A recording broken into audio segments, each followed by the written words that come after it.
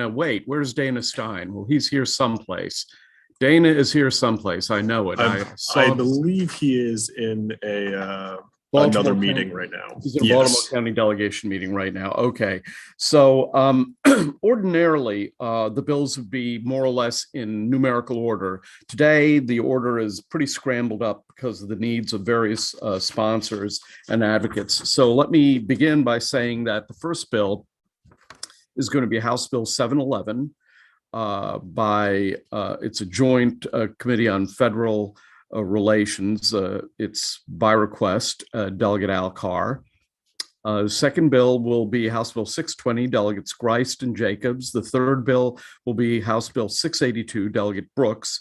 The fourth bill will be House Bill 592, Delegate Jacobs. The fifth, there's no 5 on this list. Well, let's go to this. Let's go to the 6th. There's no 6 on the bill either. Well, the 7th, the next bill will be House Bill 556, followed by House Bill 706, followed by House Bill 695. And then the last bill. Oh, you know what? These are, I'm sorry, I'm completely screwing this up. The order is not that. Ignore everything I just said. Those are the number of witnesses, not the order of the bills. Okay, the first bill is going to be House Bill 700, Delegate Love. The second bill is going to be House Bill 556, Delegate Arentz. The third bill will be 592, Delegate Jacobs. The fourth will be 620, Delegate Grist and Jacobs, followed by 682, Delegate Brooks, 695, Delegate Frazier-Hidalgo, 706, Delegates Sharice, Sample, Hughes, and Watson, followed by Delegate House Bill 711, and then which will be presented by Delegate Carr, and then the final bill will be House Bill 714. So, hey, what do you know? We are going in more or less numerical order. Silly me. So with that, I'm going to turn it over to Delegate Love. Sarah, you have the floor for 4 minutes. And by the way, we're being joined by the 3 people from Economic Matters, Delegates Branch, Turner, and Howard. So welcome to our committee, everybody. Sarah, you have the floor. Thank you, Mr. Chair and Mr. Vice Chair in absentia, I guess, members of Environment and Transportation and visiting members of Economic Matters. For the record, I am Delegate Sarah Love, here to present HB 700, which I am calling Truth in Labeling. So under my desk in all of our offices are bins with this symbol, okay? Chasing arrows forming a triangle. And we all know that that symbol means something is recyclable, right? Wrong.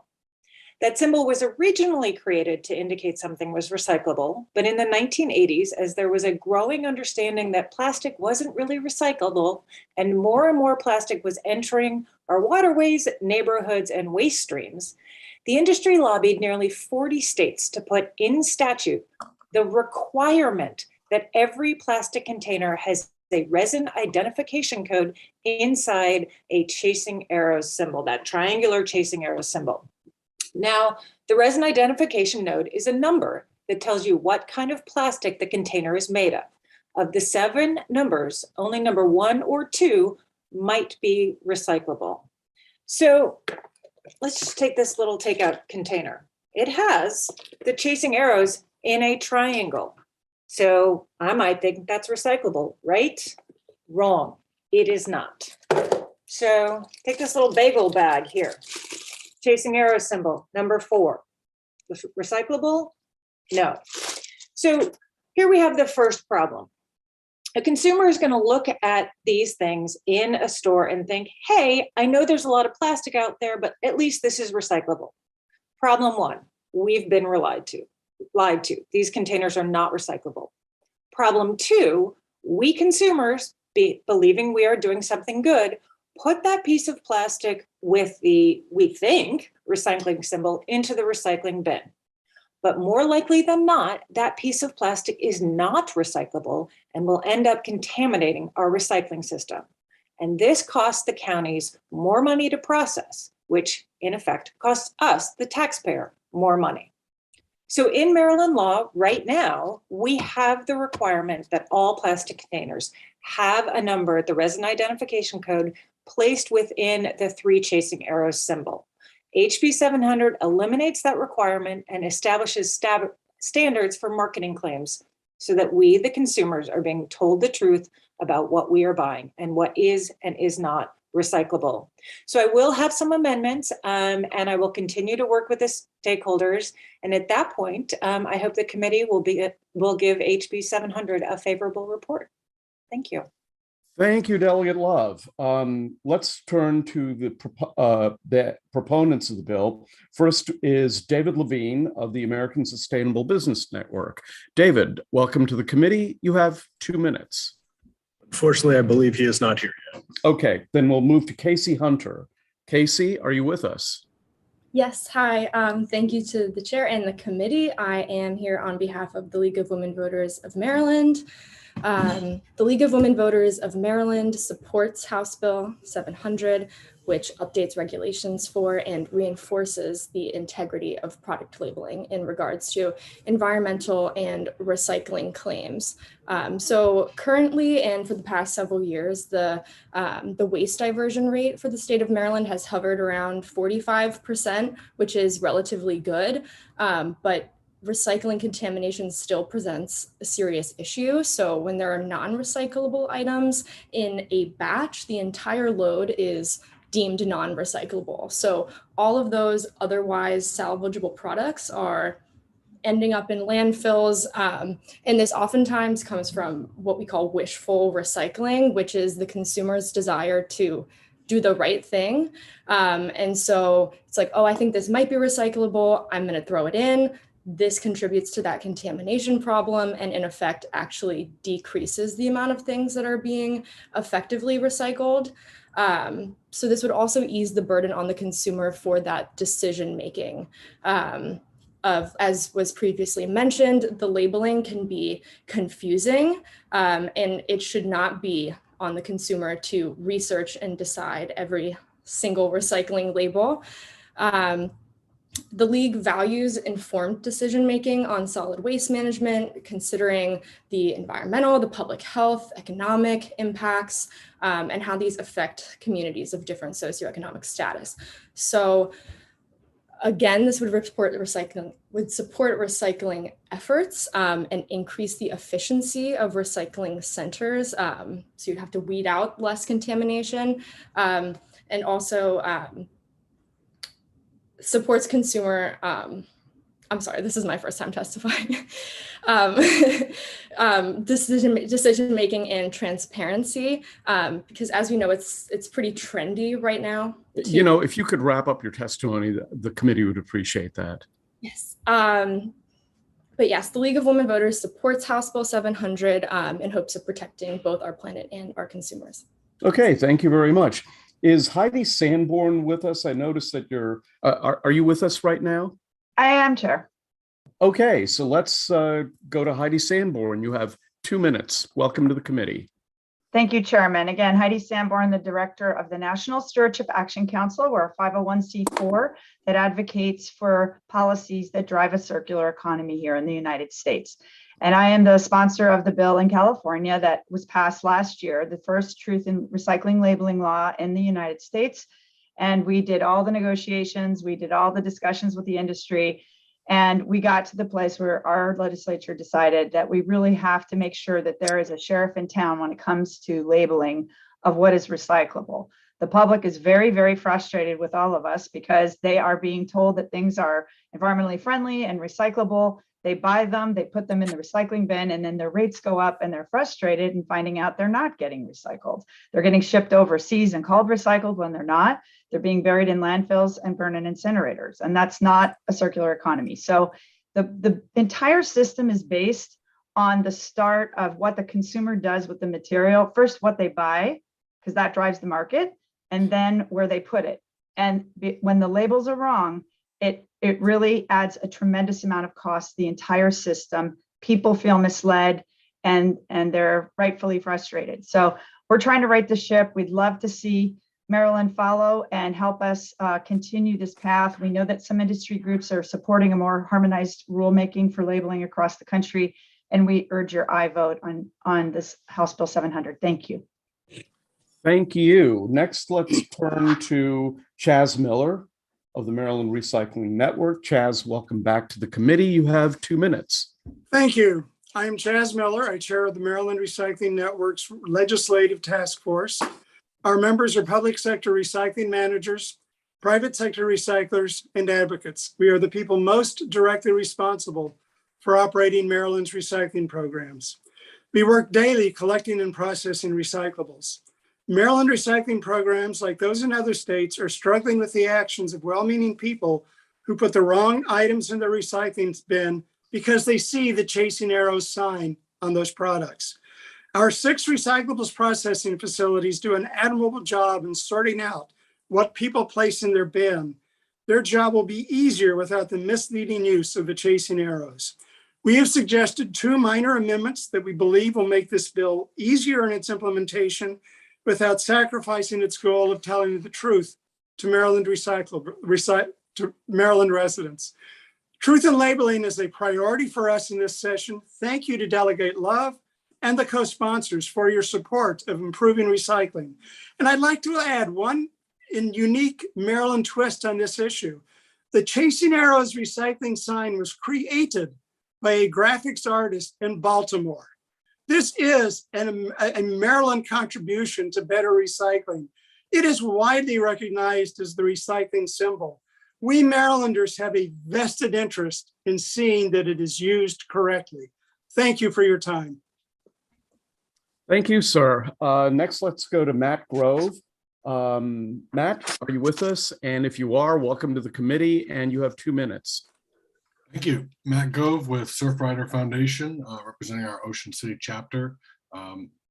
We support this bill. We love a truth in advertising bill, and in a free market, supposedly customers are supposed to know what they're buying, and as people have mentioned, there's a lot of confusion. So we support this bill. One pitfall we see, we just want to make sure that this bill doesn't support incineration or any sort of waste of fuel as recycling, because that would obviously short circuit the whole purpose of the bill. So let's make sure that's clear in the bill, and I think Delegate Love is working on that. Thank you. And then one other thing I noticed rereading it this morning, page 3, line 9, it says, let me read it. It says, container may not display a number placed within the 3 arrows forming a triangle if the container is not considered recyclable under 92404. So that's a little confusing too, because that sounds like you could still place the arrows, just not the number, even if you're a not recyclable product. So I don't think that's what we want in there, and so I think that's a little confusing. But we support this bill. This is great. Thank you so much, Delegate Love, and thank you, Chair Barbe. Okay, next let's turn to Amy Marin. Amy, welcome to the committee. You have 2 minutes. Amy? Amy won't be able to make it. Unfortunately, she's on another call. Okay, Martha, okay. Go ahead. Shall I go ahead then? Yes, please. Okay. Good morning, Chair Barbe, members of the committee. I'm Martha Ainsworth, Chair of the Maryland Sierra Club Zero Waste Team, testifying on behalf of the chapter's 70,000 members and supporters in support of HB 700. We've all struggled with the dilemma. Do we toss it or do we recycle it? A plastic grocery bag, a detergent bottle, a wrapper from a granola bar. We notice the familiar Chasing Arrows with a resin number inside, which must mean they can be recycled. But it's not true. Many plastic products with Chasing Arrows cannot be recycled in Maryland because there's no market for the resin or recycling services are unavailable. These items contaminate the recycling stream or end up in a landfill or incinerator. Some of them, like plastic bags, can foul recycling machinery and force a costly shutdown. HB 700 will prohibit the distribution, sale, or importation into Maryland of any product or packaging with untruthful, deceptive, or misleading environmental marketing claims regarding their recyclability. It'll allow products and packaging to be labeled recyclable only if they are collected and sorted for recycling in jurisdictions that serve at least 60% of the state's population. They're sorted by at least 60% of the recycling programs statewide. They're actually recycled into new products or packaging, and they're not made from materials that contain PFAS, the so-called forever chemicals. By 2031, the threshold for defining recyclable in these categories would jump to 75% of the state's population and recycling programs. So in sum, HB 700 would help take the guesswork out of recycling for consumers and reduce contamination of the recycling stream. Consumers would be able to make informed choices when purchasing products, knowing that they're truly recyclable and will end up being recycled. We're working with the bill sponsor to clarify some of the language and ensure that truth in labeling applies to plastic bags. With those amendments, the Sierra Club respectfully requests a favorable report on HB 700. Thank you. Thank you. Let's turn to Emily Ranson. Emily, welcome back. All right. Good morning, Chair, members of the committee. I am Emily Ranson with Clean Water Action, here in support of House Bill 700. Recycling is incredibly confusing, as you all have no doubt been hearing this entire hearing. And those chasing arrows are misleading people into putting the wrong products into the wrong bins. It costs money, it's bad for everybody. And so that's one of the big reasons why we are supporting House Bill 700. We are working with Delegate Love, as others are, for some clarifying amendments, specifically to make sure that incineration or other type of burning technology that definitely does not recycle a product into another product should not count as recycling. And so we appreciate all of the work that she's put into this bill and continues to put into this bill and this concept. And we're here with enthusiastic support. Thanks. Okay, and the final witness in favor of the bill, also favorable with amendments, is Pam Casemeyer. Pam? Mr. Chairman, Pam Casemeyer, and I owe the entire committee a very big apology, and I will correct the record, although I'm glad I'm the last support with amendment, because actually my members have continued to discuss this bill. And as you know, because I'm before you a lot, there's a lot of debate about support only if amended or opposed unless amended. And they really are concerned enough about the confusion and details. They're very supportive of the objective. The arrows issue for them is very problematic from a contamination standpoint. And this is on behalf of the Maryland Delaware Solid Waste Association. So they really are happy to be seeing efforts to get rid of all the arrows. But they also appreciate that there's a lot of confusion if you start doing it state by state and for the manufacturers themselves. But also within this bill, there's some reporting requirements that facilities themselves probably can't even remotely comply with. And so I think that there's a desire to get rid of the requirement for the arrows, but a little bit, but concerned about the sort of complicated requirements for how you have to prove whether you are or aren't recyclable, as opposed to just not having to put them on the containers, and also with the reporting requirements, which could lead to a lot of complicated and not very useful information. So we're sort of on the fence. We look forward to working with Delegate Love to achieve the objective, but would be less than candid to say that we believe that this is the best approach to do it. Okay, thank you very much. Before I recognize Delegate Frazier Hidalgo, I'll just say for myself, I consider the here's what I do. I recycle the containers that have a 1 and 2, and I throw everything else away because I personally regard the chasing arrows resin codes 3 through whatever to just be dishonest. That's what I'm doing. Am I right to be doing that? Anybody want to? Yes. Oh, I got a thumbs up from one person. Yeah. Yes, you are, Mr. Chair. Yes, you Yeah. are. And I can Okay. tell you that I chair the commission in California on curbside recycling, and that is exactly what we concluded, that only 1s and 2s are actually hitting the targets to meet the definition of recyclable. Okay. Actually, Mr. Chair, if I could say one thing, I Well, believe in hang Montgomery on, County. Chaz, hang on one second. Mr. Chair, I do believe David Levine is on. I think Oh, is he? I think he's labeled iPhone. Okay, David, and I'm going to say this to everybody. I can't identify people if they don't have their name on their Zoom thing. So is David Levine with us? I'm right here. Can you hear Okay, me? great. You've got 2 minutes. Welcome to the committee. All right. So sorry. Well, Chair and Vice Chair Stein and members of the Environment and Transportation Committee, it is, our thanks to you for letting me provide some testimony in support of HB 700. And the American Sustainable Business Network is a business and investor organization developing and advocating for solutions for a more regenerative, equitable, and just economy. Together we're representing over 250,000 businesses across networks and geographies and sectors, and a lot of small and medium enterprises. And there are three basic reasons, all of them grounded in good business practice and economics, for our support for HB 700. Their expense, efficiency, environment, and equity. And, sure, the committee is aware that the current EPA statistics, the US produces over 36 million tons of plastic every year.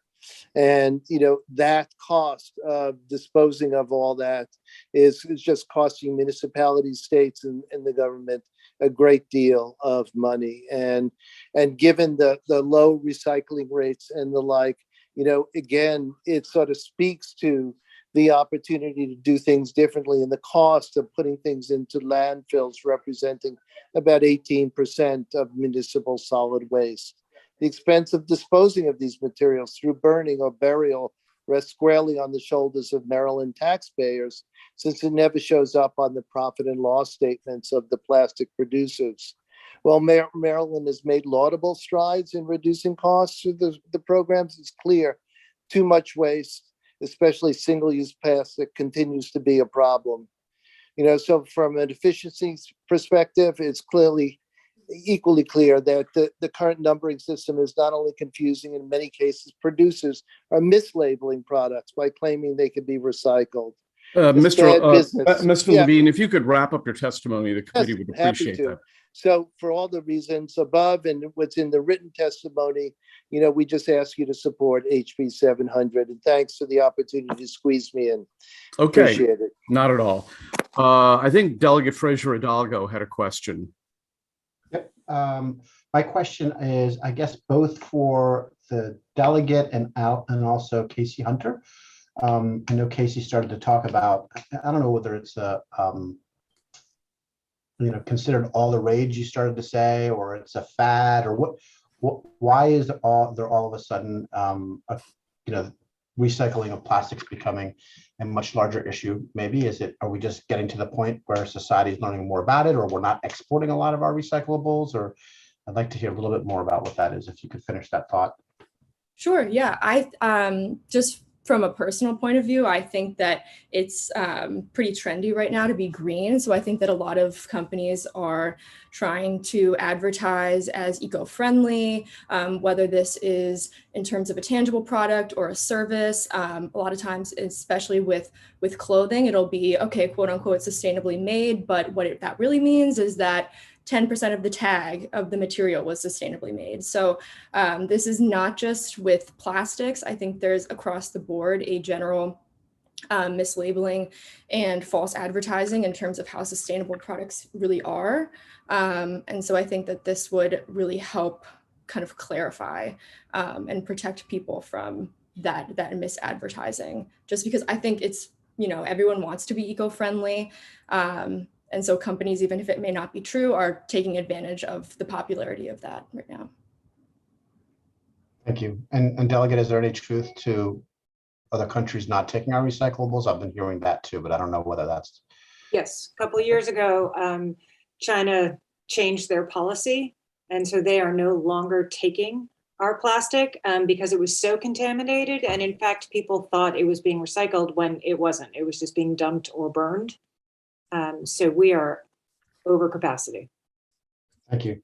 Thank you both. Thank you, Mr. Chair. for your indulgence. Okay, Delegate Clark is next. Thank you, Jerry? Thank you, Mr. Chairman. Delegate Love, question. When I first read the description of this bill, product and packaging, labeling and marketing and advertising for recycling, and you first made your presentation, I thought that this bill just had to do with the labeling on the bottle or the plastic or the label being truthful. But does this bill also, over a period of time, eliminate the use of these bottles that aren't considered to be recyclable too? No, sir.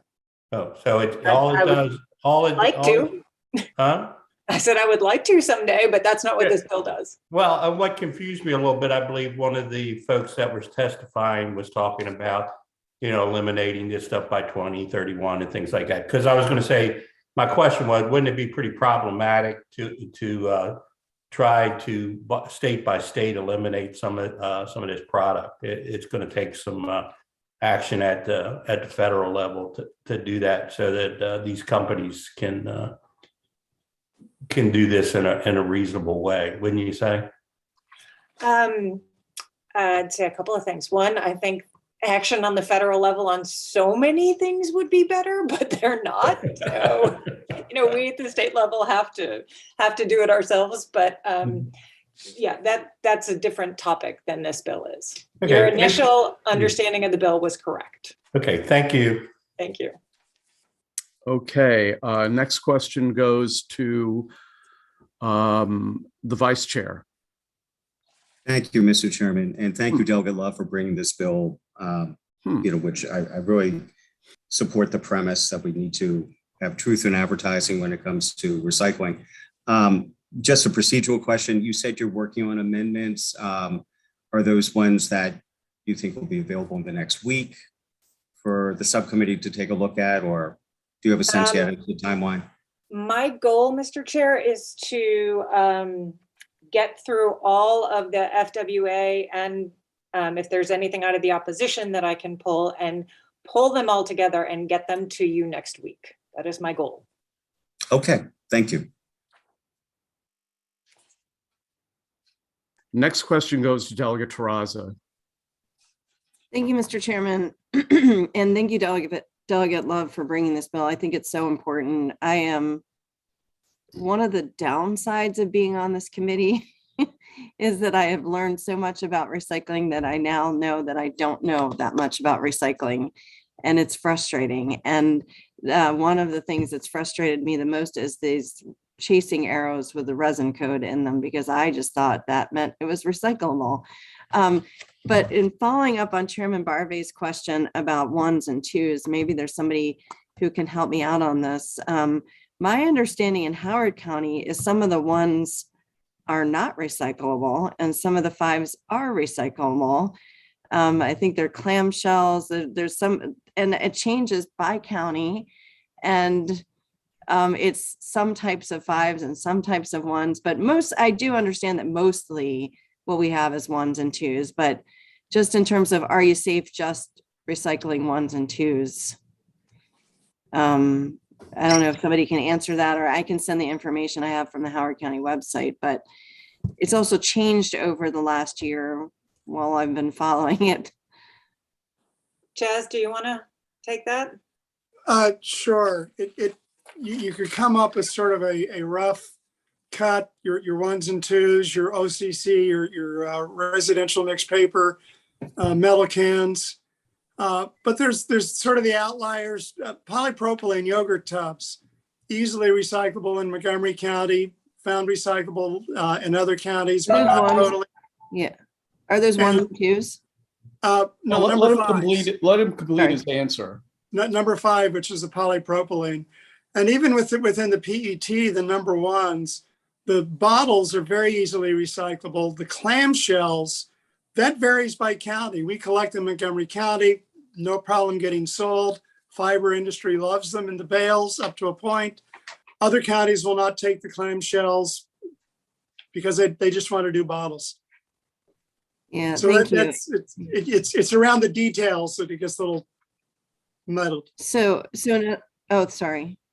No, that's it. So in other words, it would not necessarily, I mean, it's a good rule of thumb if you don't have another one to go with ones and twos. But we couldn't just go out and tell our constituents, just do ones and twos and be done with it.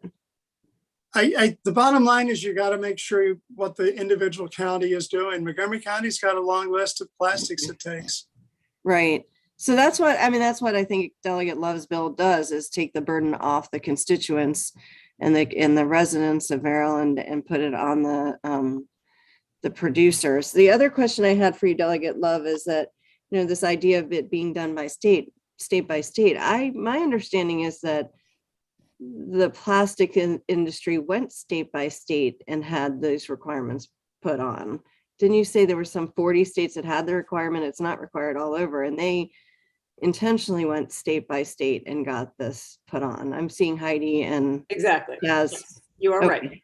I think All there right, are 39 states that have it, or now 38 because California's gone. Yeah, they actually created the disharmony. And in the testimony in California, I offered to help them fix it by going state by state to unwind this misinformed, because what they were telling us was, you shouldn't do this, other states require it. And I said, but it's your fault. So go back and let's work together and unwind this information. But we don't want to continue lying to Californians because you've got it passed in another state. And our state and others have already repealed that requirement.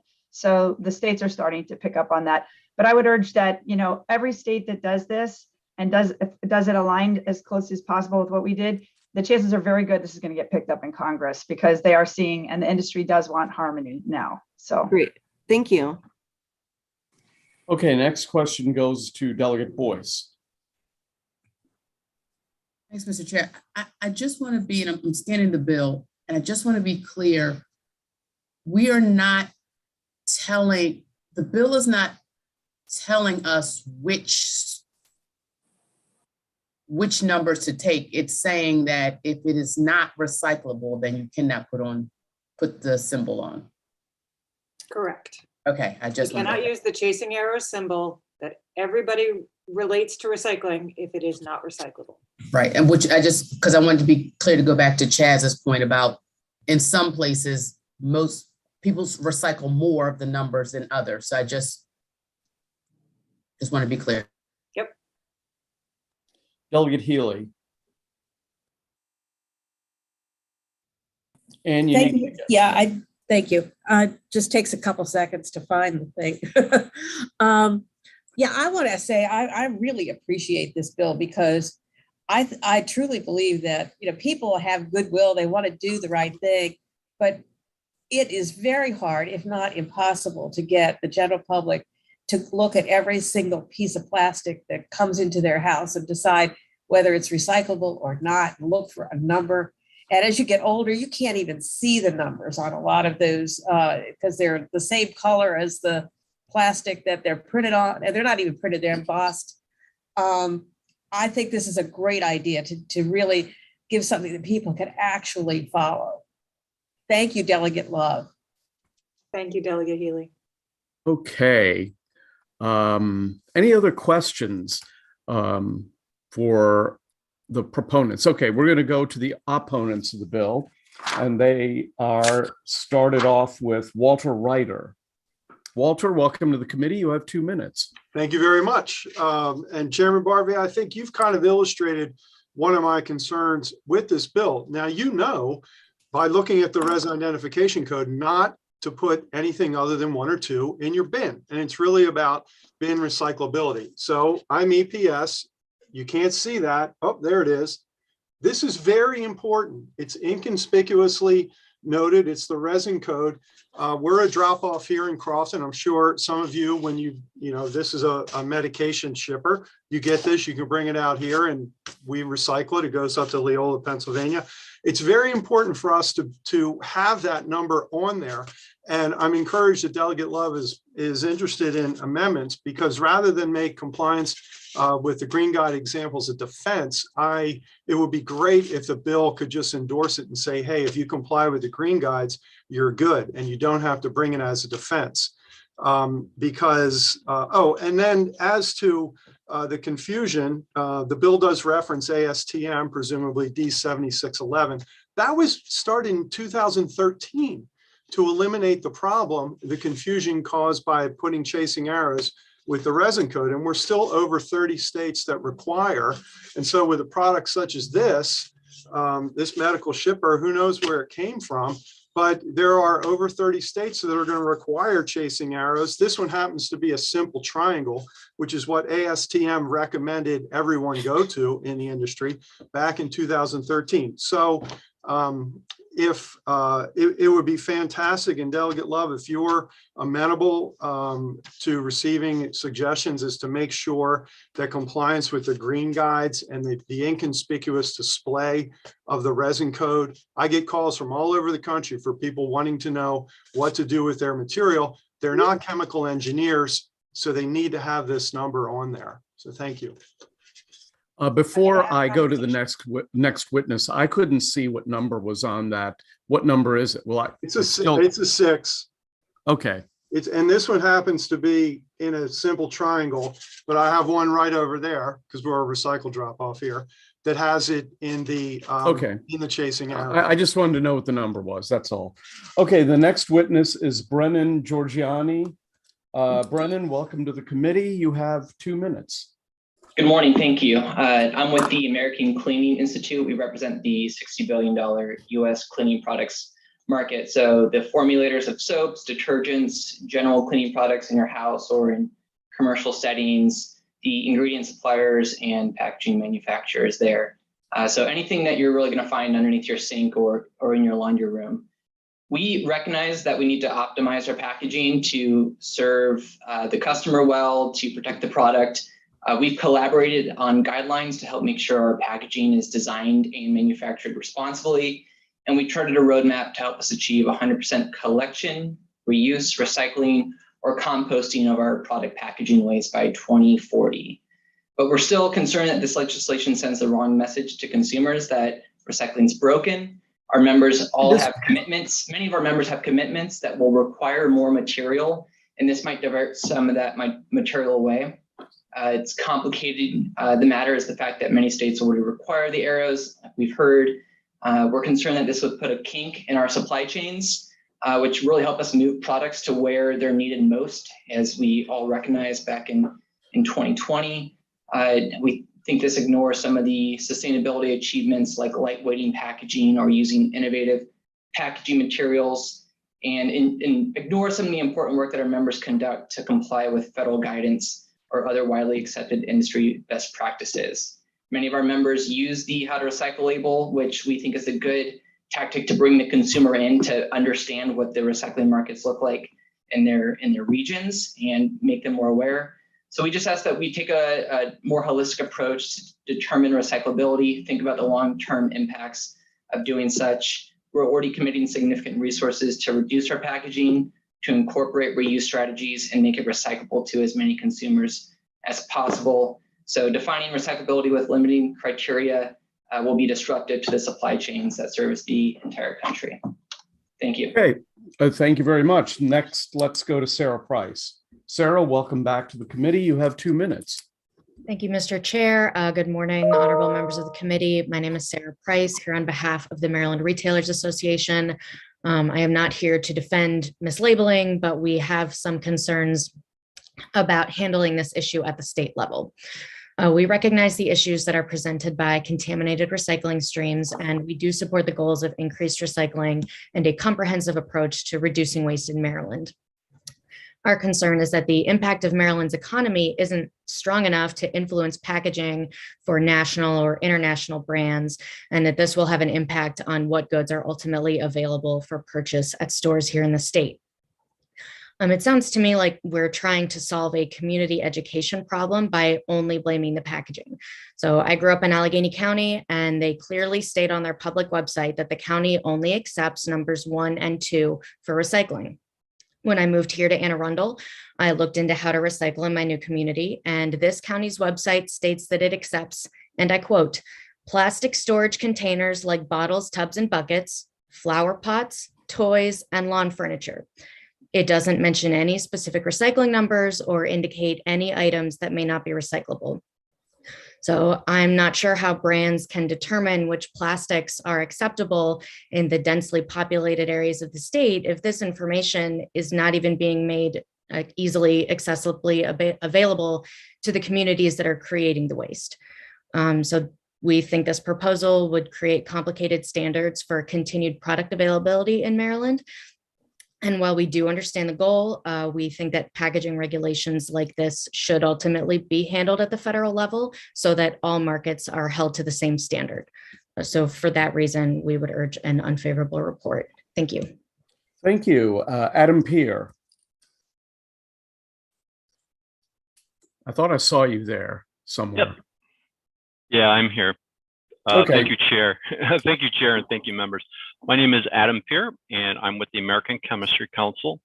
And while we certainly support uniform labeling standards as an important part of increasing recycling, in addition, we support states' adoption of the U.S. FTC guidelines, you may know them as the green guidelines, as a complement to existing state truth and advertising laws. However, we oppose the legislation in its current form primarily for 2 reasons, many of which have already been highlighted by the previous speaker. The first one is that we're concerned it's going to create a state-specific label, and that may create inherent conflicts with how the labeling restrictions coalesce with either future initiatives to bring more items into circularity or extended producer responsibility, recycled content, and other public policy initiatives that are very important to creating a circular economy. The second thing is that we're really concerned with the ability for manufacturers who manufacture products over an entire economic footprint to be able to comply with the different standards. And I think Sarah highlighted, I think a real important part of that is that it's very hard to tell what's recyclable in which particular area, and how to create a compliance program around that would be very, very difficult. That being said, it is an important issue. Labeling plays an extremely important role in bringing more items into circularity. And we believe that this issue should be incorporated under a broader discussion of extended producer responsibility, which is going on in Maryland, that we believe has a greater chance of making systematic changes and bringing us closer to a circular economy. So with that, I appreciate the committee's time. Thank you very much. Let's go to Michael Gruber. Michael, you have 2 minutes. Welcome to the committee. Great. Thank you, Chairman Barve, Vice Chair Stein, and members of the committee. My name is Mike Gruber. I'm the Consumer Brands Association, which represents the world's leading consumer packaged goods companies. The industry is the single largest U.S. manufacturing and employment sector, and from household and personal care items to food and beverage products, the industry contributes $26 billion to Maryland's GDP and supports more than 260,000 jobs in the state. Consumer Brands is opposed to HB 700 because we're concerned that if enacted, it would undermine forthcoming revisions to federal guidelines for environmental marketing claims. Additionally, we believe the proposal is a counterproductive approach to managing packaging at a time when CPG stakeholders are advocating for producer-financed initiatives that are intended to strengthen Maryland's recycling infrastructure and promote packaging innovation. Consumer Brands is concerned that the bill would prohibit the sale of products that may be recyclable in other states, but would not qualify as recyclable under the state's new thresholds. Furthermore, new recyclable materials could not be introduced into improved recycling systems, as the law would pose a barrier to entry. Beginning in this year, the U.S. Federal Trade Commission is slated to update its green guides, which serve as legal guideposts for dozens of other states. Revisions to the guidelines are based upon consumer perception, validity of environmental claims, as well as changes in the marketplace. FTC's forthcoming work will outline environmental sustainability claims for next generation packaging and will be influenced through public comment by interested parties from across the nation. Consumer Brands supports improvements to municipal recycling, and we advocate for national labeling standards for products distributed across the country. As such, we recommend an unfavorable report. Thank you for your consideration. Okay, thank you. Before I recognize the members of my committee for questions, I'm going to put the question to you, the opponents, that I put to the proponents. Mr. Chairman, before Yes. you do, I do think there's one more person, Danielle Fortunato. Oh, you know what? You're right. Danielle Fortunato, pardon me. Please, welcome to the committee, and you have 2 minutes. Thank you. No worries. Good morning, Chair, members of the committee. My name is Danielle, and I am representing the Plastics Industry Association. We represent the entire supply chain for plastics manufacturing across the United States. Sustainability is a primary focus of our members, and I'm testifying to express the concerns that we have with this bill as written. It could result in extensive negative environmental outcomes, less recycling overall, and more materials, unfortunately, going into landfills. Obviously, this legislation has helped spur a conversation on the RIC and its requirements in various states.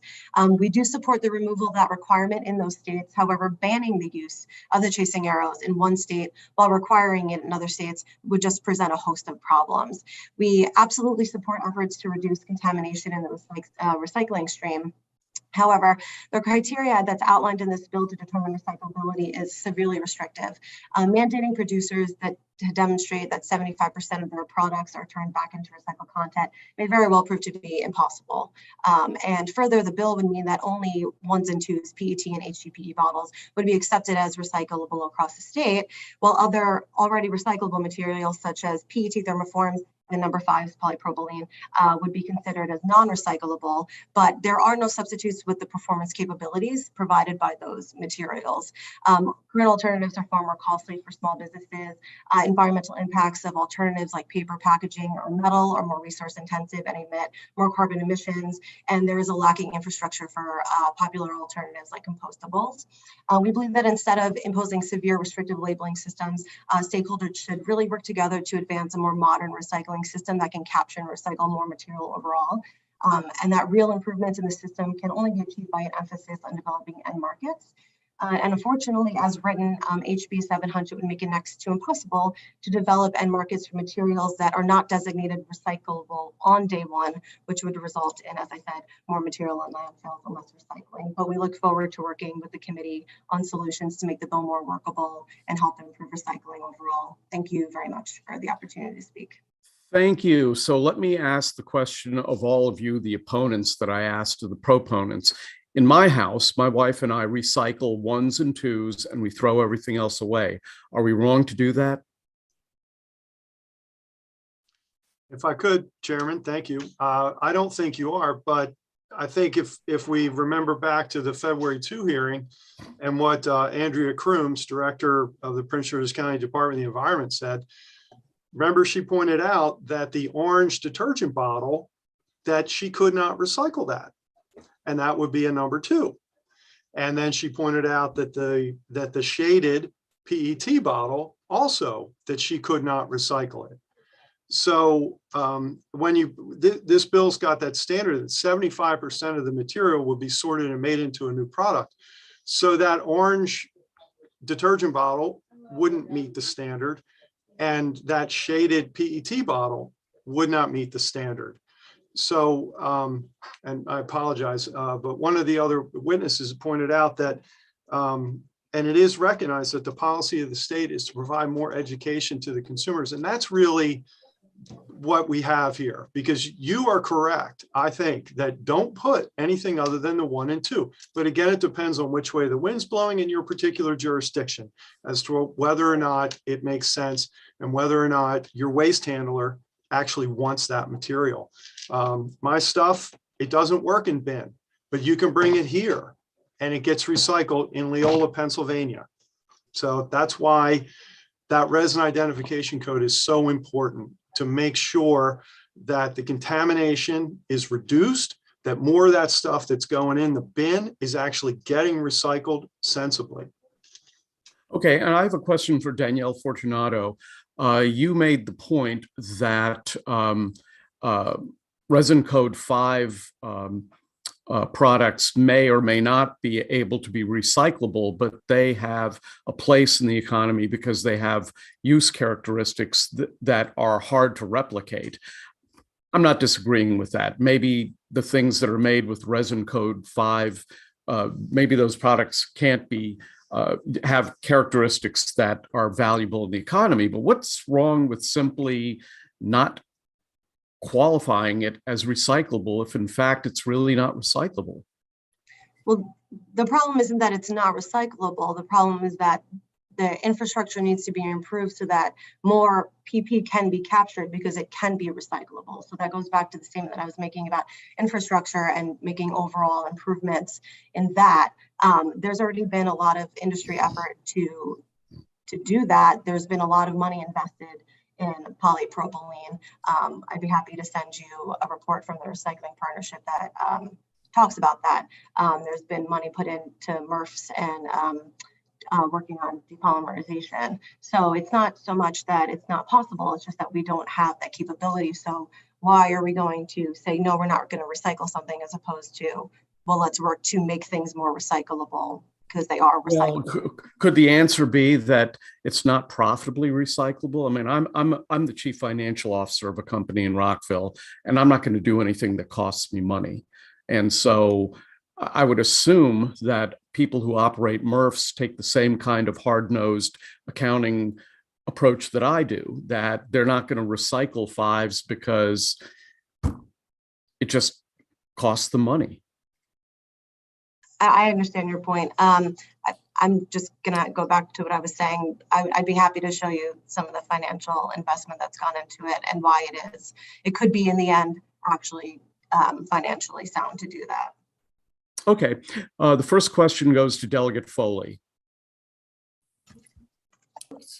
Thank you, Mr. Chair. I had a little trouble with the mute button there. So my question for the opponents is, how long has packaging in general in this country had the chasing arrows or the recycling symbol on it? I believe it's 1988 was when the resin identification codes first came in. I'm not talking about the resin identification codes. I'm talking about the chasing recyclable symbol. How long has it been since those have been on, since that symbol has been printed on approximately on plastic products? How long? Since 1988? Is that how long it's been on there? I'm gonna have to defer to someone else. I think it was actually invented in 1970 by the designer who drew it out for the first time. Right. I think, Mr. Chair, I think that's right. I think my recollection is it was in the 1970s. And isn't it true that that symbol was put on those products so that consumers would understand that the products that contained those chasing arrows were recyclable and that we were supposed to put them in the recycling bin? Isn't that true? Question for the opponents, anyone? Isn't that true? I'll take a stab at that. So it had a lot more to do with to make it more sortable. So if you'll recall back during that time period, we didn't have things like optical sorters and equipment that could be as highly automated. It was much more mechanized. And so part of the reason for the resin codes and the chasing loop too was so that plastic could be sorted easier. So it was divided into different resin code categories. That was part of the reason. Okay. But if I may just bring it back a little bit, is that we want to see these things recycled. And to get to the chairman's, glad to hear there's another accountant on the call, is that you have an extended producer responsibility bill that I think has the chance to make much more systematic changes and to address the economic externalities and the finances the chair and others have brought up. And I think it would be much better to allow a bill like that to move forward and address the system than trying to address one little tiny part of it that we outlined a number of unintended consequences that come from that. So that's my thought for the committee. Yeah, I appreciate that, but Mr. Chairman, if I could continue, because I don't. Well, you know what, we've got a Well, very but- long public hearing here, and then we have a voting session, so.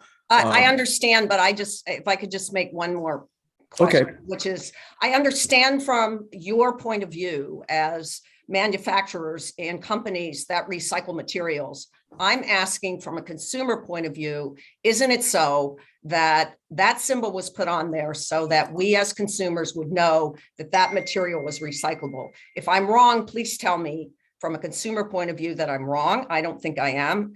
And that's the only point I wanted to make, Mr. Chairman. Thank you. Okay. Does anyone have an answer for that, or I'll go to the next person? Okay. I don't think you're wrong, but I do believe that we need a national standard for these materials and these products. Okay, Delegate Terraza. Thank you, Mr. Chairman. Delegate, well, okay, so let me understand this because I know we're on the opponent panel. Is it your understanding that this bill would change what would be recyclable? Because that's what I keep hearing from you guys, that this would change what would be recyclable. I think one of you said this would change, like they wouldn't be able to innovate new types of materials to be recyclable because then this bill would keep them from being recyclable. But my understanding is that this is just a truth in labeling bill and would keep you from putting the chasing arrows on the product. But couldn't you still recycle it? Yeah, our interpretation of this bill is that Maryland would establish what's truthful, misleading, and deceptive based on Maryland's recycling capacity and capabilities. So the concern is that if we've got, that would impact products, say, made in Iowa or New Hampshire and then distributed to Maryland, which, from the discussion that we've heard here, there are different standards and capabilities with the counties in Maryland. That's why we are advocating for a national solution to this. I'm sorry, but to my question, would it change what the individual counties are recycling? I think it would change the definition of what's recyclable and what's permitted to be sold in Maryland, based on Maryland's the recycling capacity in Maryland. Okay, I guess my read on the bill is that it would just change how it's labeled. Doesn't change it. I don't read any mandate in here changing what the counties are recycling, but I guess that's for the subcommittee to explore, but I don't see anything in here changing what could be recycled. Maybe unless you could point that out to me, I guess they'll look at it. The other thing that I heard from folks is that it's complicated for you all to understand what could be recyclable. But I also heard from others that what we should do is bring folks in and educate them more so that the consumers could figure that out. Am I understanding that correctly? I guess I'm trying to understand how those two things are, how it is that your companies couldn't figure out what's recyclable. But you think that we could go person by person through the state and educate them better about what's recyclable. I know in my county, we have a long list of things. Some are recyclable, some are not. I'm happy to share that list with you. It changes over time. It includes some fives and the things that are yes. It includes some things and those that are one. It says PVC in the nose. It's got all sorts of things that, to be honest with you, every time I pick up an item, it takes me a tremendous amount of thought. And oftentimes I want to just throw it in the trash because I can't figure it out. I mean, that's just because I care about contaminating things. Is that what you guys are saying, is that we should be educating consumers? I mean, I understand that Mr. Pierre is saying we should do EPR instead, but are you guys saying we should be educating the consumer instead of you guys trying to figure this out? If I may, it sounds like this is based a little bit off of the points that I was making. The intention of my testimony was to note that what is and is not recyclable in different jurisdictions in Maryland does not appear to even be public information at this time. So I'm not explicitly stating that we can't tell the businesses to do this. We have to put it only on the consumer. But that I'm not sure where the manufacturers are supposed to, should the manufacturers call every single county in Maryland and figure out exactly where 60% of the population is and which counties recycle what, who accepts what where. You're not saying it's not public information though, because you were reading from public information when you. Right. And the public information that I have available to me in my community does not tell me what specific items can be recycled. It says toys. I mean, I know better than to throw a broken Barbie doll in the recycling bin, but it says toys. Right. I guess to that point, if it had a recycling arrows on, I mean, this is, I think, the point of Delegate Love's bill, is that if it had recycling arrows on it and you knew that meant it was recycling, you as a consumer would know to put it in the recycling bin, rather than each consumer in each county trying to figure out whether or not to put something in the recycling bin, because you've got chasing arrows on everything. But I appreciate the point that you're making about it being complicated. I think it is complicated, but thank you. Okay, next question goes to the Vice Chairman of the committee. Thank you, Mr. Chairman. Just about the last point, for example, live in Baltimore County. I just Googled what's recyclable in Baltimore County. Comes up very fast. I would think that be pretty easy for manufacturers and distributors to figure out what are the common, among the large jurisdictions, what are the items that are commonly recycled. It would take maybe an hour. It wouldn't be that hard. But my question is this. One of the other arguments seems to be that, well, 36 states have this resident identification code within the chasing arrow. So to have to change the way products are sold in Maryland to comply with this truth in labeling law would be inefficient. It might lead, to some products not being sold here. But my question is, 14 other states don't have that requirement. So presumably, aren't you using the FTC guidance of only advertising something as recyclable if the majority of customers can recycle it in those other states, those 14 other states? The FTC guidance, would apply to your recycling rate nationally, and making it specific to Maryland. If it doesn't hit that 60% threshold in Maryland, doesn't mean it's not able to be recycled across 60% of the population across the country. So that difference is important, because then we would need to relabel the product and make sure that one is only ending up in Maryland, and that's another hurdle that we'd have to work through. Well, just a quick follow-up, Mr. Chairman. Sure. I don't interpret the FTC guidance as saying national markets. It's regional or local markets. So I guess my point is, don't you already have to do that for the 14 states that don't have the resident identification code to be located within chasing arrows? Manufacturers can only advertise something as recyclable if it can be recycled within that state. Not every And state. that's all we're asking to be done in Maryland. Right. Not all of those states have the same standards, though, I think is the concern, that, unless all 14 states have identical standards, have identical requirements for labeling, then manufacturer, I mean, I understand the point that you're making, but I think it's a little bit apples and oranges. It's not every law is going to be the same. Not all the standards will be the same. And that is going to impact packaging and what ends up coming into a state. Okay, I can follow up with you offline. Thank you. Next question goes to Delegate Boyce. Thank you, Mr. Chair. I'm hearing a really interesting contradiction, I think, or maybe I'm confused, which could also be possible. But what I'm hearing is, on one hand, we want to increase our recycling and therefore assure that what is numbered is actually recycled, one. And then what I'm hearing is that while we recycle lots, the majority of it ends up being incinerated or put in the landfill because it's contaminated and therefore cannot be recycled. And so the contradiction, or some of the argument I'm making, is that, isn't it so that we're throwing away more potential recyclables than we could if we actually knew what could be recycled. In other words, we're wasting a lot of time recycling that which is ended up being thrown away. So we're actually not meeting any recycling standards or goals.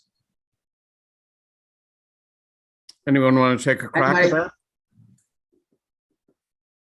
If I might, I think building off of your point is that there's a need to increase the capacity, because there's a lot of items that are probably being landfilled that have the capacity to be recycled. And that's why a lot of the speakers beforehand talked about infrastructure needs, consumer education. You need all of it. It's all of the above. And that's why, and I keep coming back to the EPR bill, EPR provides the framework, the economic incentives, the potential jobs, all those things to pull it together in a meaningful and organized way to make it happen. So for me, I'd rather fix the system than try to just hit this one part of it that's going to have limited impact at best and might even have a negative environmental impact. I would rather change the system, and you have a framework to do that. Well, Mr. Pierre, I would argue that this is a part of the system because, like the vice chair, I looked up Baltimore City's recycling, and they give no numbers, but they do give pictures. And I think they clearly have pictures. They clearly have cardboard boxes, and juice boxes. They clearly have cans and aluminums. They actually have plastic bottles, jars, and jugs. And of course, the plastic bottle that's in the background that I see is the orange, looks like Tide, typical Tide bottle. Then of course, glass. And then they have big X's about what you can't put on there. And so the second somewhat contradiction that I'm hearing is that certain numbers can be recycled and yet some can't, which of course goes back to the jurisdictions. But what I'm hearing, what's the young lady's name? Mrs. Fortunato stating is that the reason you still want the numbers because while broadly, specifically, we kept talking about number 5, resin is not broadly recyclable. You have a use for it. So I'm trying to capture that part that you kept mentioning, Ms. Fortunato. What I was saying is that number 5s are recyclable. They're just not recyclable because the infrastructure does not exist yet. It's kind of what Adam Pierre. That's what I mean by broadly. Okay. So they're not, okay, if you want to take your words, they're not broadly recycled because the capabilities to do it are not broadly available. So not every facility can recycle PPs. So to what Adam was saying, why are we not trying to fix the entire infrastructure system to make things so that you could recycle all 5s and not have to worry about picking and choosing or things getting contaminated?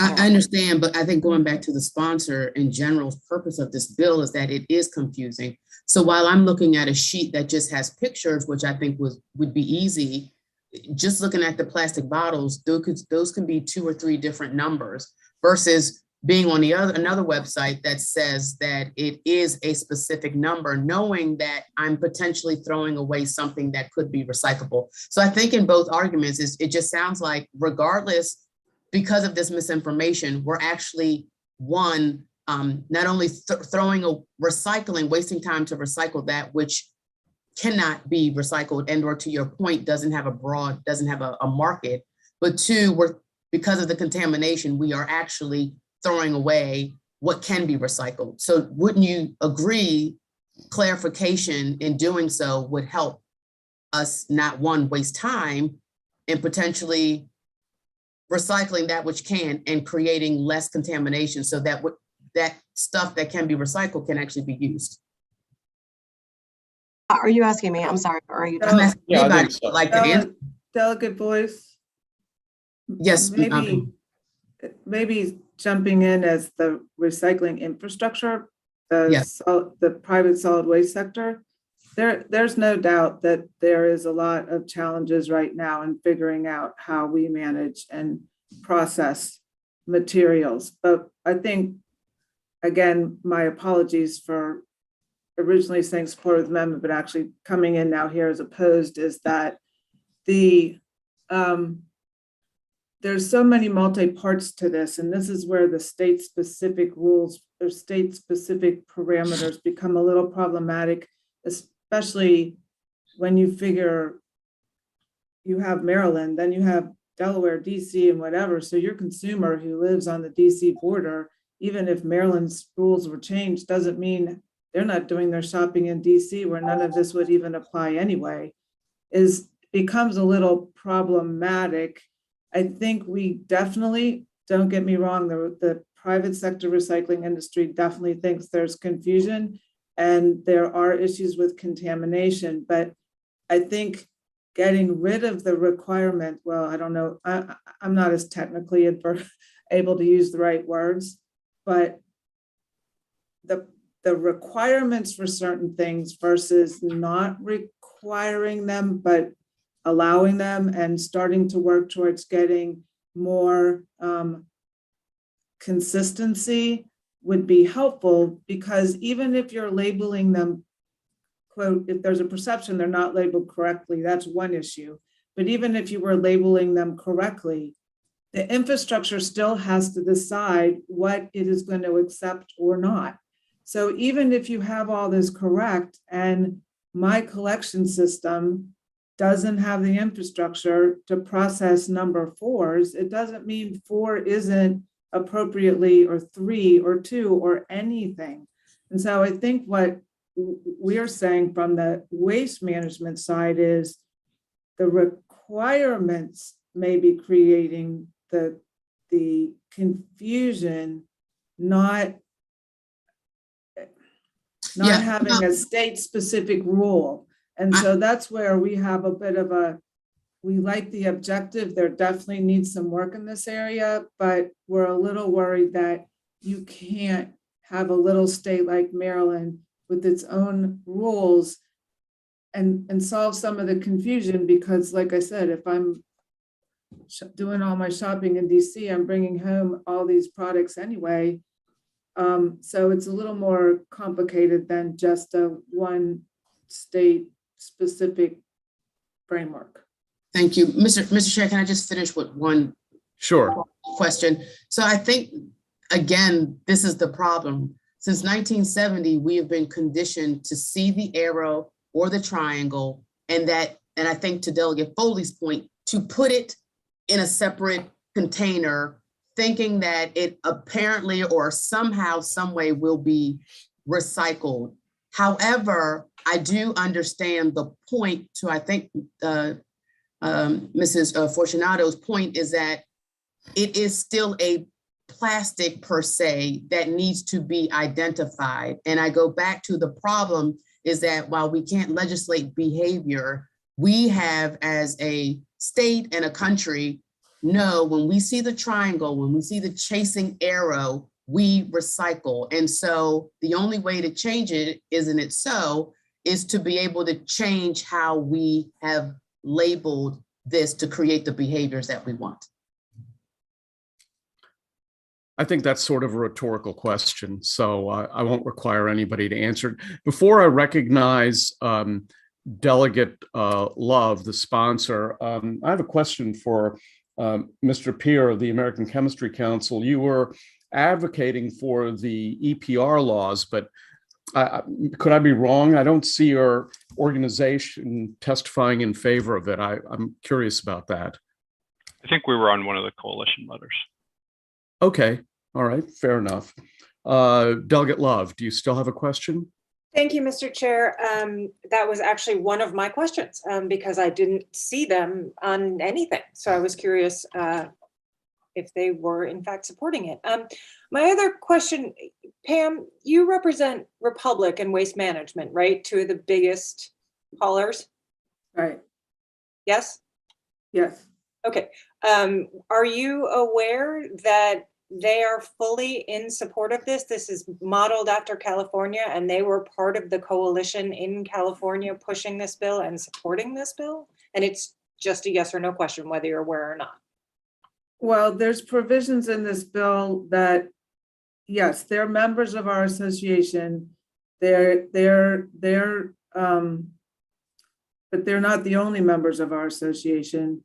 And as I said, when I was sort of apologizing to the committee, they agree with the objective because there are a lot of problems and issues related to labeling that could be managed better.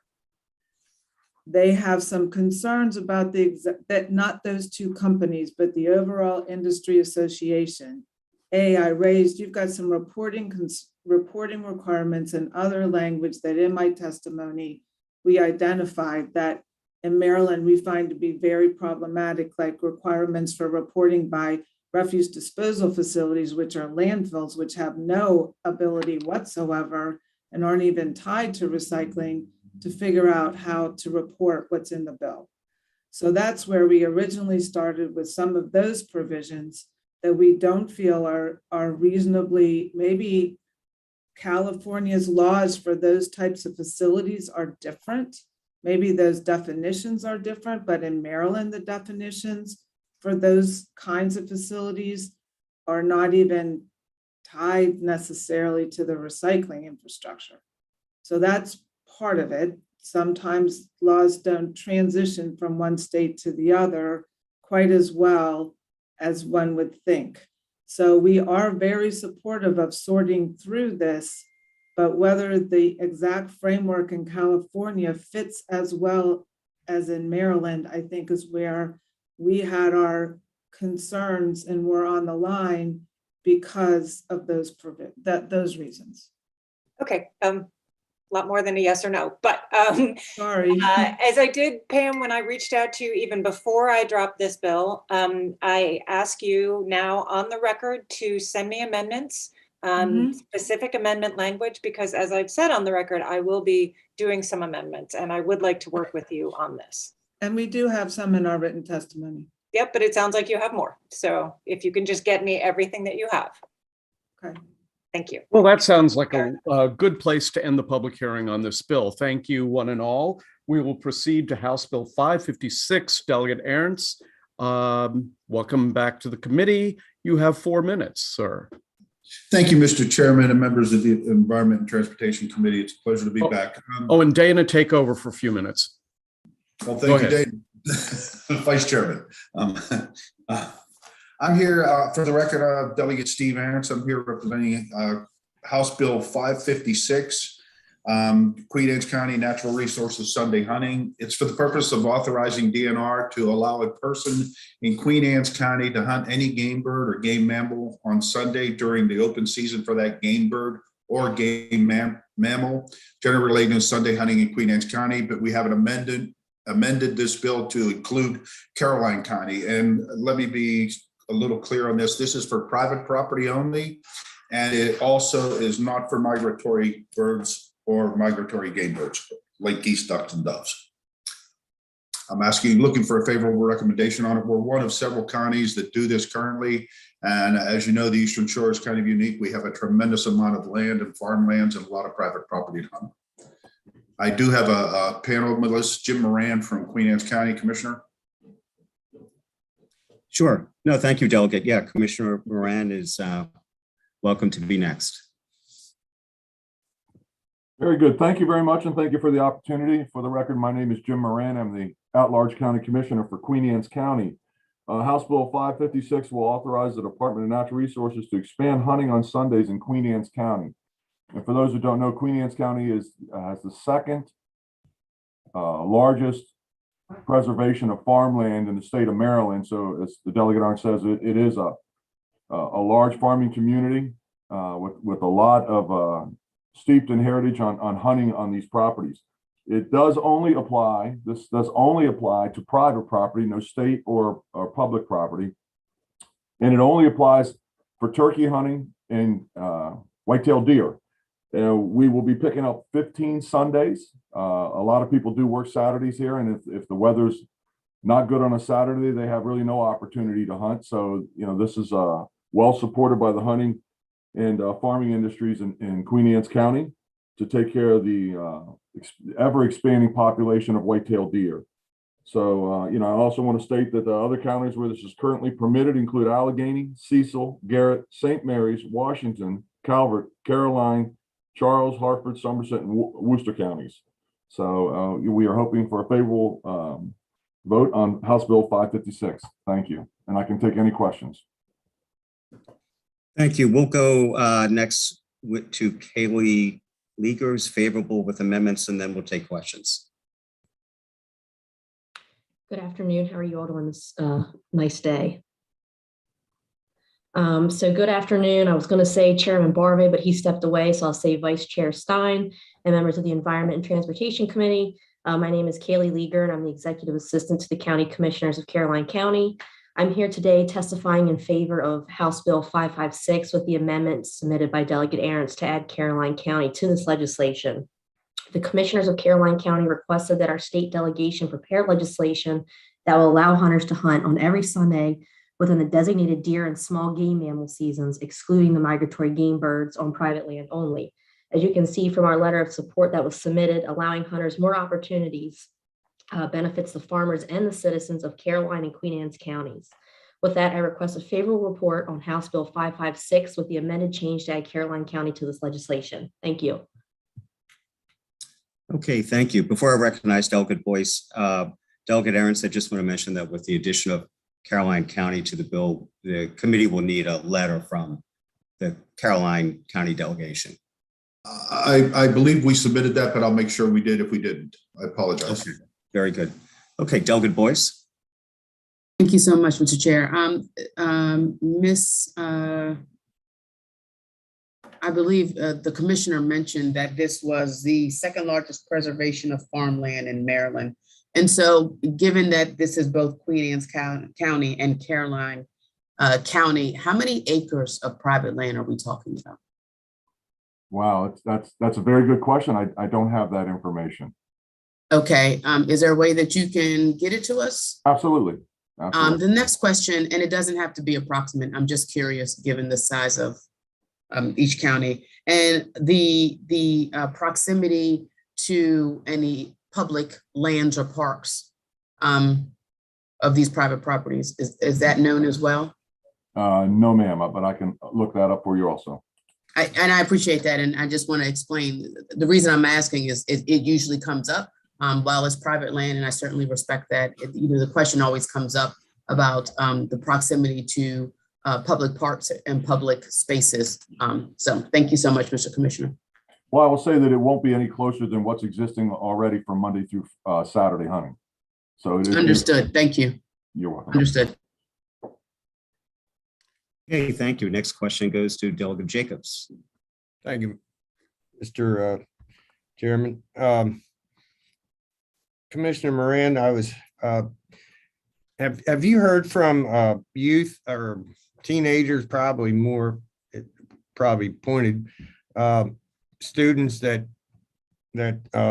have school all week and sports on Saturdays, about the opportunity to be able to hunt on Sundays when if they didn't have that day, that opportunity didn't present itself, they wouldn't be able to hunt with their families. Did that come up in your commissioner meetings when you were discussing this? We did have people testify to that. It was more the parents testifying to, they want to go out and hunt with their son and or daughter. Right. That parent had to work on a Saturday or it was bad weather on a Saturday. Sunday was an opportune moment for them to hunt with their families. And I've heard that from quite a few myself. You currently have Sunday deer hunting and Sunday turkey hunting in spring season. Is that correct? I don't believe so. I think the only thing that's open is on those days that are given by DNR for Saturdays, or excuse me, for Sundays. So okay. At this present time, no. Oh, okay. And so, well, I'll leave it at that. I know that we've heard from quite a few people in Queen Anne's. I've heard from quite a few in my own office, asking for this opportunity. And, it seems to be, especially in the rural areas, trying to provide just a bit of expansion. And I think, you mentioned that 15 Sundays is what you were looking at. Yes, sir. All right. 10 of them whitetail and 5 of them turkey. Thank you very much. That's where I got confused on that. Thank you. Mhm. Okay, next question goes to Delegate Boyce.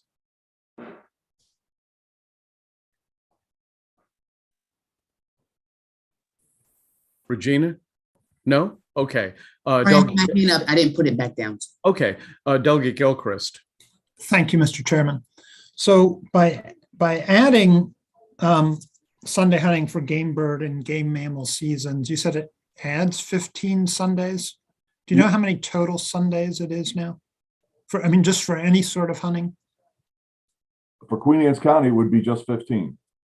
Unless DNR comes out with, at the end of the year, they feel they have not reached some of their totals, they would normally add a Sundays in there.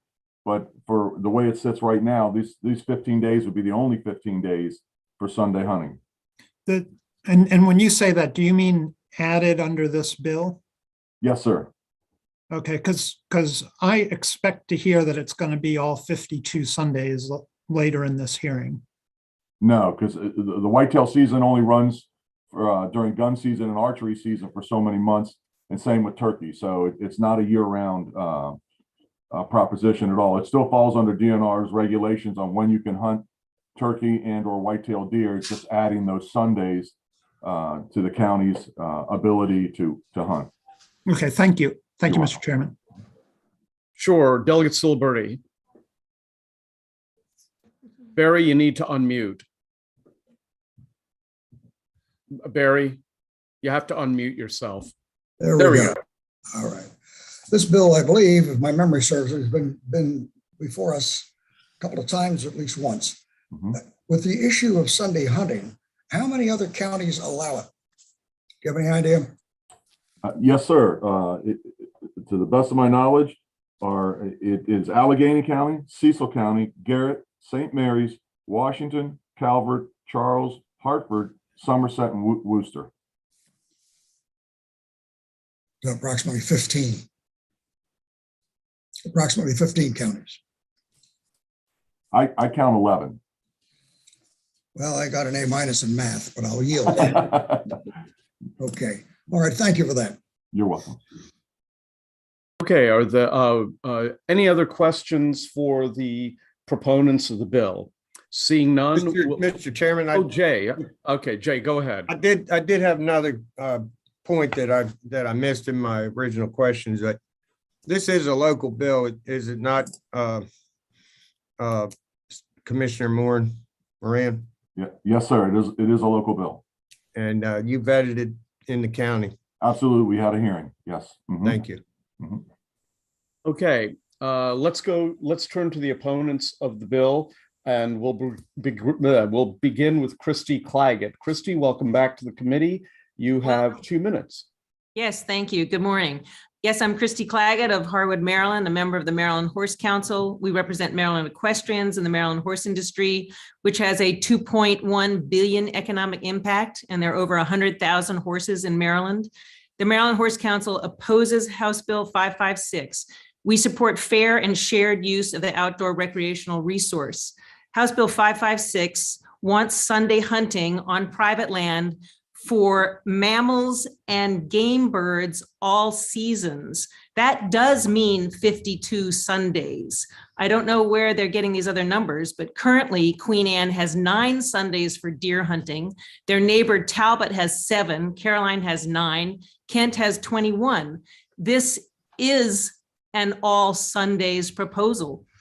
So the facts are that most Marylanders oppose Sunday hunting. There are polls done by Gonzalez, and even DNR's own poll said that Sunday hunting was not something that urban and rural residents wanted to increase. So why are we going forward with this? There is a good reason that people don't want to recreate with hunters in the woods.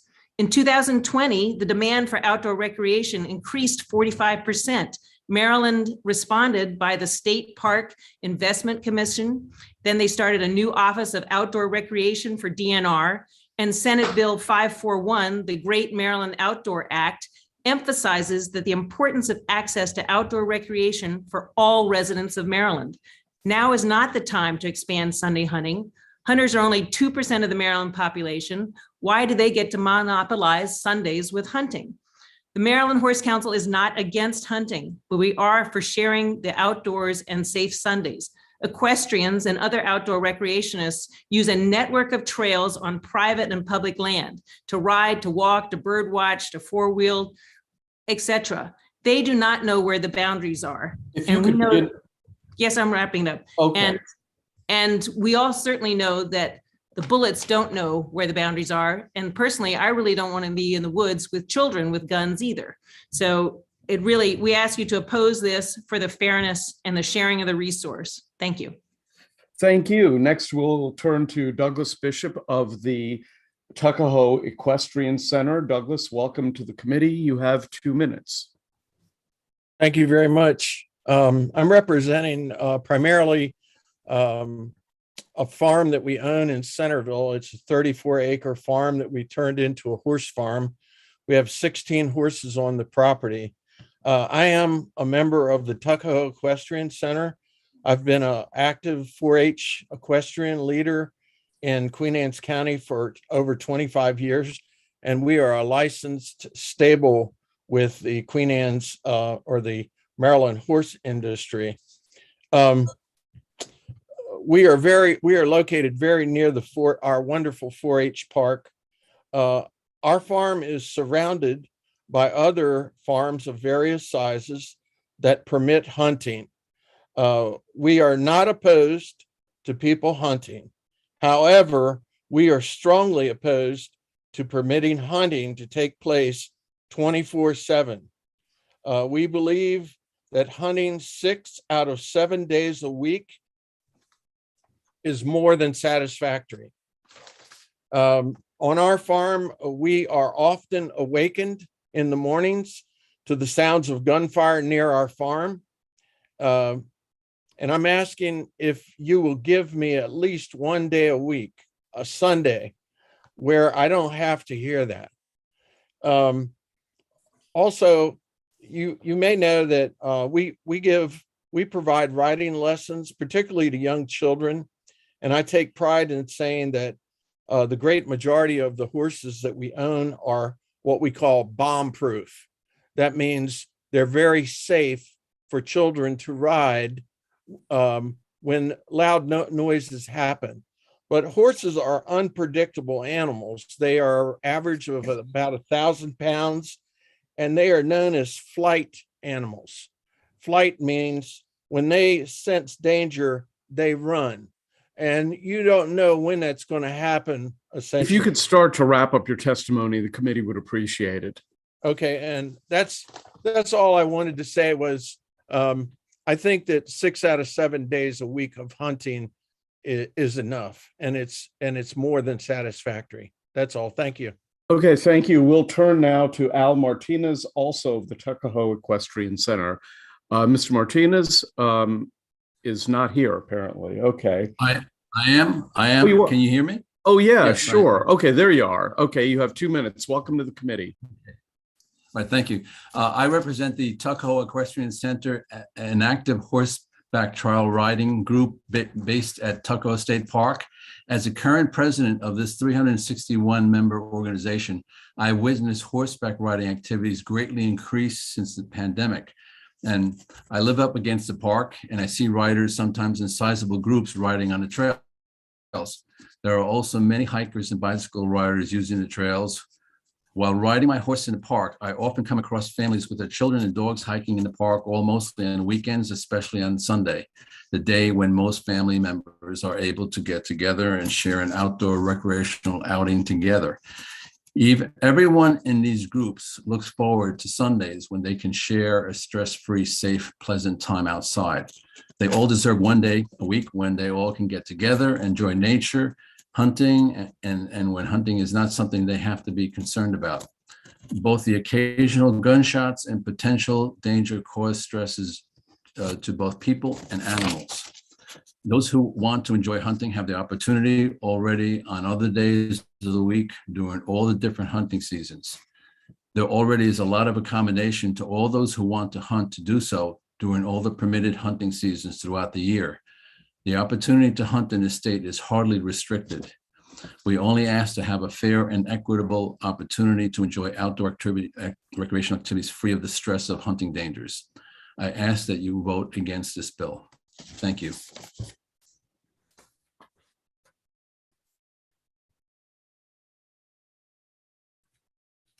Uh-oh, where's my sound going? Yep. Sound coming back?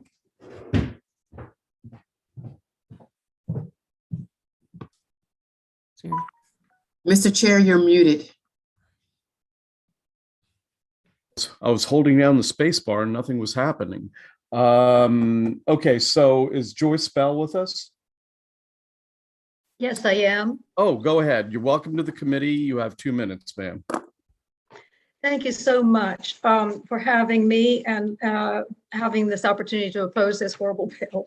I'm a member, I represent Trail Riders of Today, a 40-year-old Maryland nonprofit that advocates for the preservation of trails and open space for the general public recreational use. Our members live in counties across the state. I'm going to talk a little bit about the accidents reports that I kind of did a little research on, and the DNR's hunting accident reports are shockingly incomplete. I'll give you a sampling. Here are 3 accidents that were reported on television, in the newspaper, or by park staff, but not by DNR.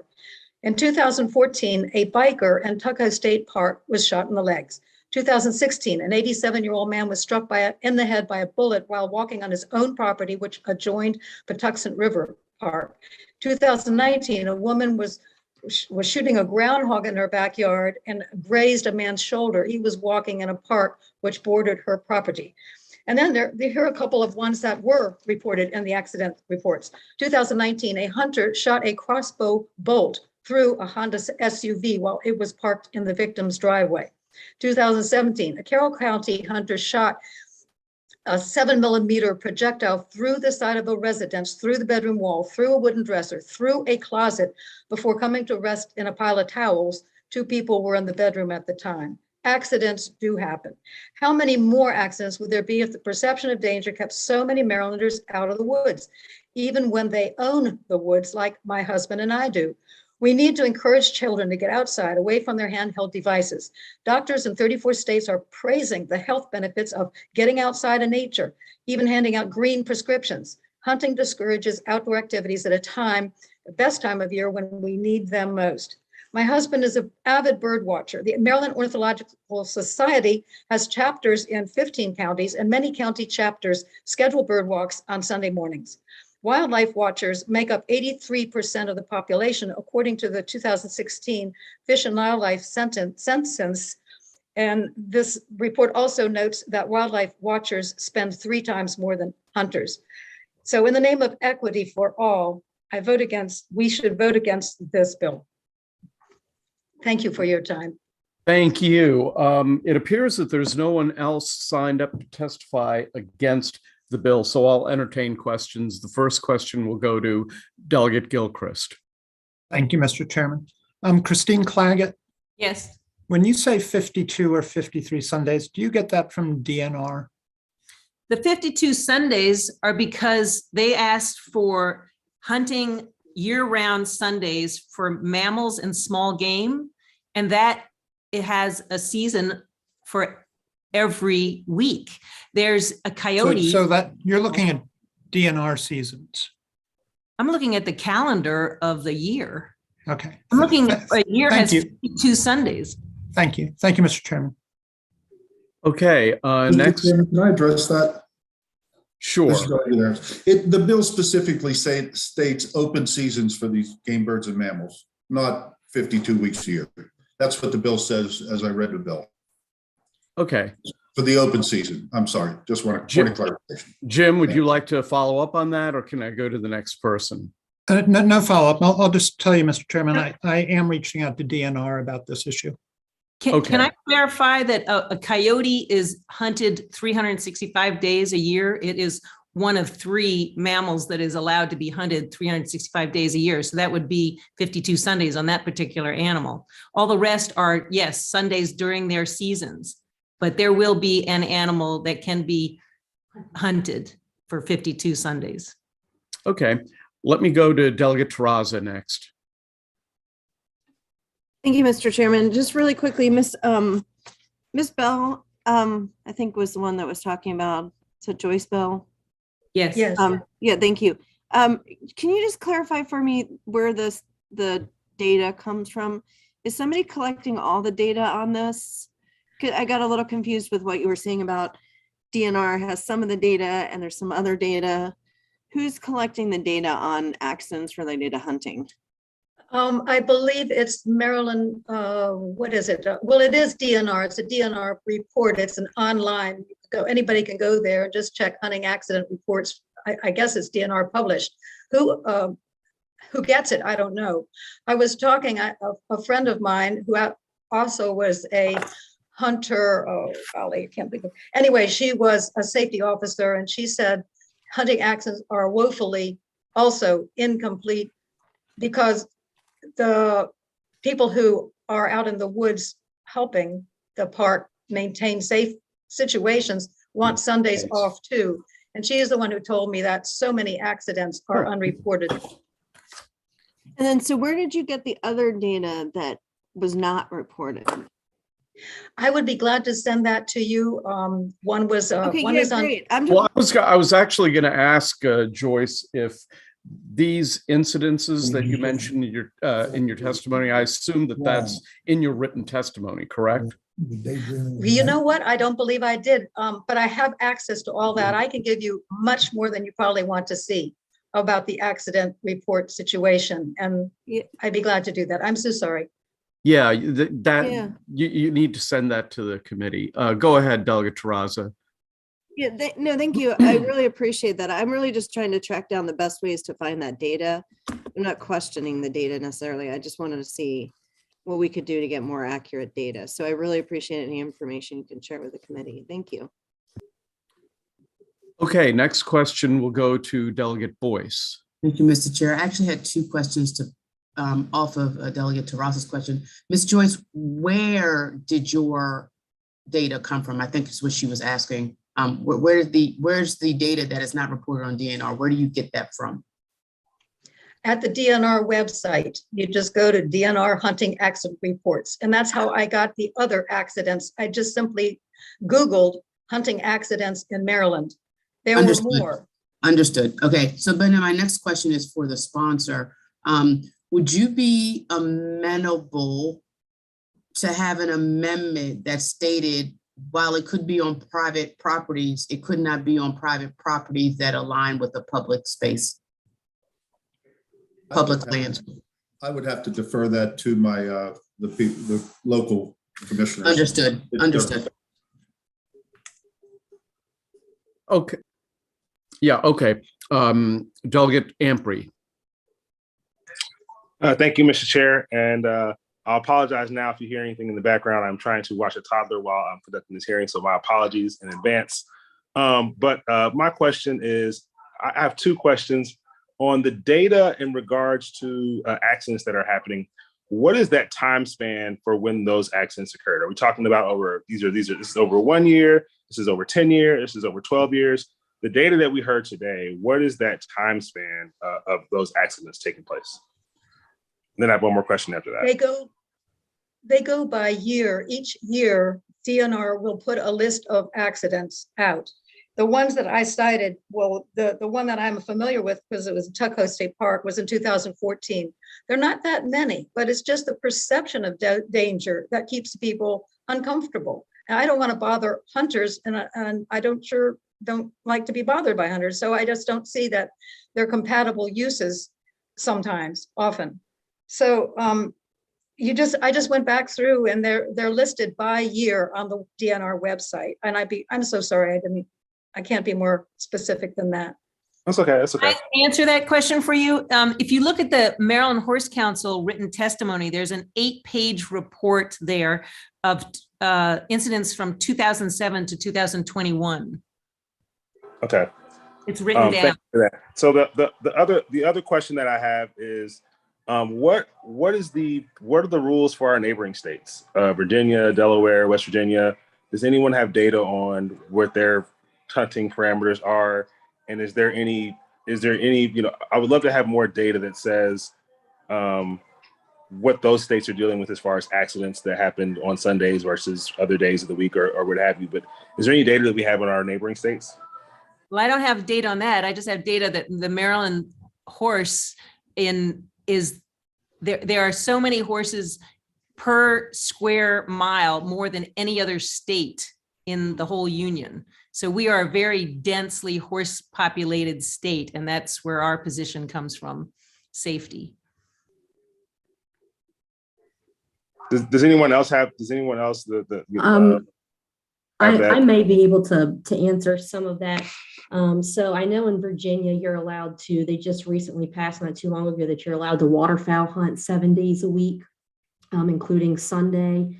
I don't know about about large mammal or small mammal, but I do know that Virginia, you're allowed to hunt waterfowl 7 days a week. A much bigger state. All right, thank you so much.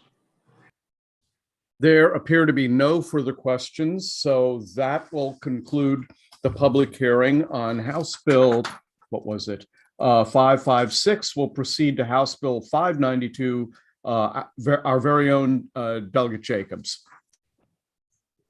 Thank you, Mr. Chairman. And I need to shift gears for on this bill. It's even though the topic has deer in it, it's really much different than the bill we just previously talked about.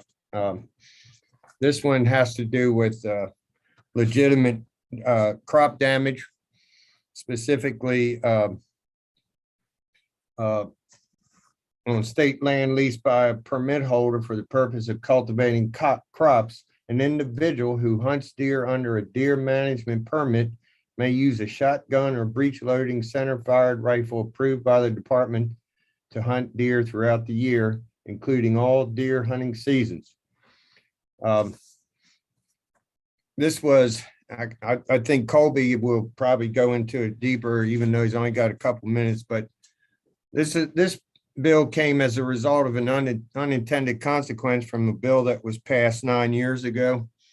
And they never caught up with the problem until 2 years ago, that the counties that used to be able to do this got kicked out by the legislation that was done in 9 years ago. And Colby can speak on that. But I have a farmer in my own district and another farmer that's going to speak on the issue further. But this is very specific to deer management permits on state land that's leased for crop production. And at this point, I'd like to turn it over to the panel for further discussion. Okay, the first witness is Colby Ferguson. Colby, welcome back to the committee. You got 2 minutes. Thank you, Mr. Chair, members of the committee. Colby Ferguson on behalf of Maryland Farm Bureau, and we come in support of House Bill 592. Yes, this is a corrective bill. It seems like we just keep correcting a bill that passed 9 years ago that really was to address some concerns down in Southern Maryland and had to do with hunting or had to do with crop damage permits. And the problem of it is that 9 years ago, crop damage permits, or deer management permits as they're officially called, were put into statute and they were only in regulations prior to. And so when you put something into statute and you don't get everything covered, there's always going to be some sort of unintended consequence. We came before you a couple of years ago to fix a couple of things, and now the assistant AG from DNR found another loophole and basically said if you're not in Baltimore County, Charles, Calvert, St. Mary's, or Harford County, you can't use the deer management permits on state-owned land. And so really all this bill does is correct that. Up until 2020, the landowners were using, or the farmers were using these deer management permits on the land that they were farming. That was either owned by DNR or another state agency.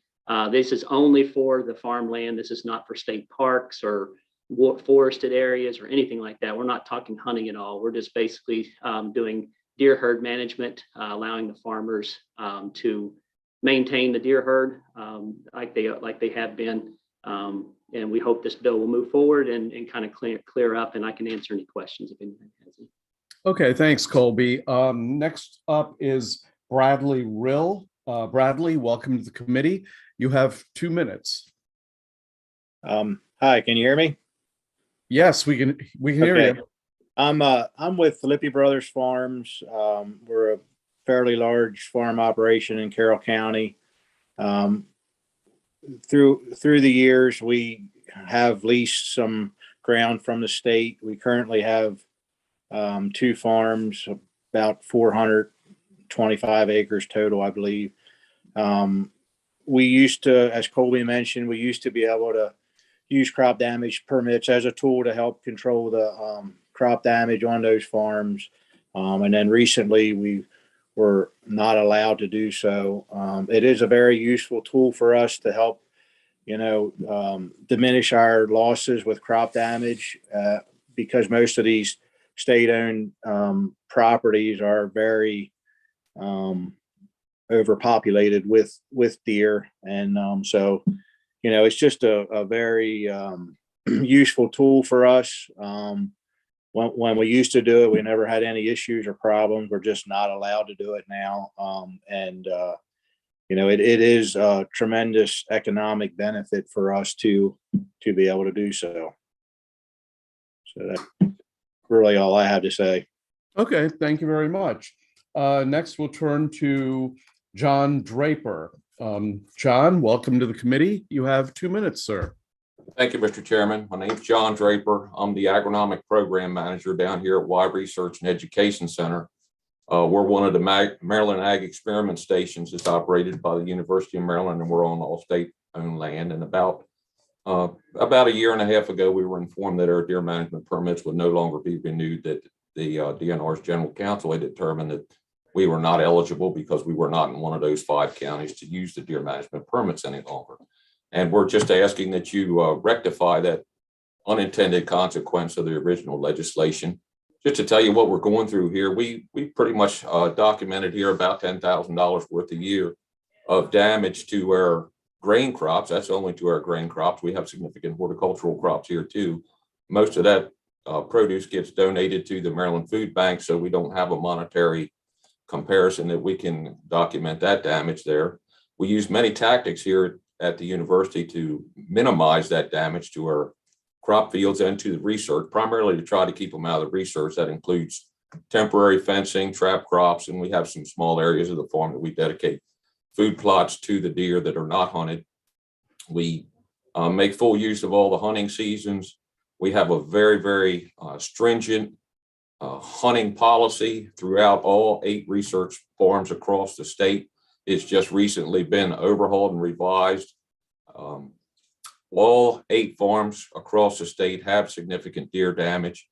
They range from the turf farm, which is right next to campus in College Park in a very urban setting, to Western Maryland Research and Education Center, and then Lesrec down in Salisbury. They're pretty rural, and here at Y, we're very rural, but we all have significant deer damage. None of us are allowed to use deer management permits any longer.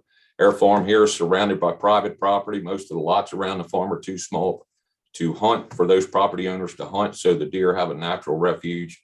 And the deer management permits are just one tool that we've used ever since ever since the state created them. We've used that tool to help manage the deer herd here at Y. I urge you to pass this bill because we need this extra tool in the toolbox in order to keep our farm viable here. Thank you. Okay, thank you very much. Are there any questions for the witnesses or the sponsor? Well, I don't see any questions, so that the only person who signed up in opposition is only presenting written testimony. So that ends the public hearing on House Bill 592. Let's proceed to House Bill 620, Delegates Grist and Jacobs. Thank you, Mr. Chairman. For the record, Delegate Jeff Grist, and we are bringing House Bill 620 at the request of the Caroline County Commissioners. They're asking the General Assembly to increase the sheriff's and the state's attorney salaries And the reason why they're bringing it this year is because they can increase their salaries during their term. And so their terms are the same as ours. So it would be an election year for them as well. And I also have Kaylee Leager here. I'm not sure if she's the chief of staff for the commissioners. I'm not sure if she wanted to make any additional comments or not. And Decided to testify if she wants to. Let me add too, there's no fiscal note to the state. Both of those positions are paid for by the county. Okay, Kaylee, would you like to respond in any or add anything? Sure. Delegate Grice and Delegate Jacobs, thank you for bringing this in front of the General Assembly here today.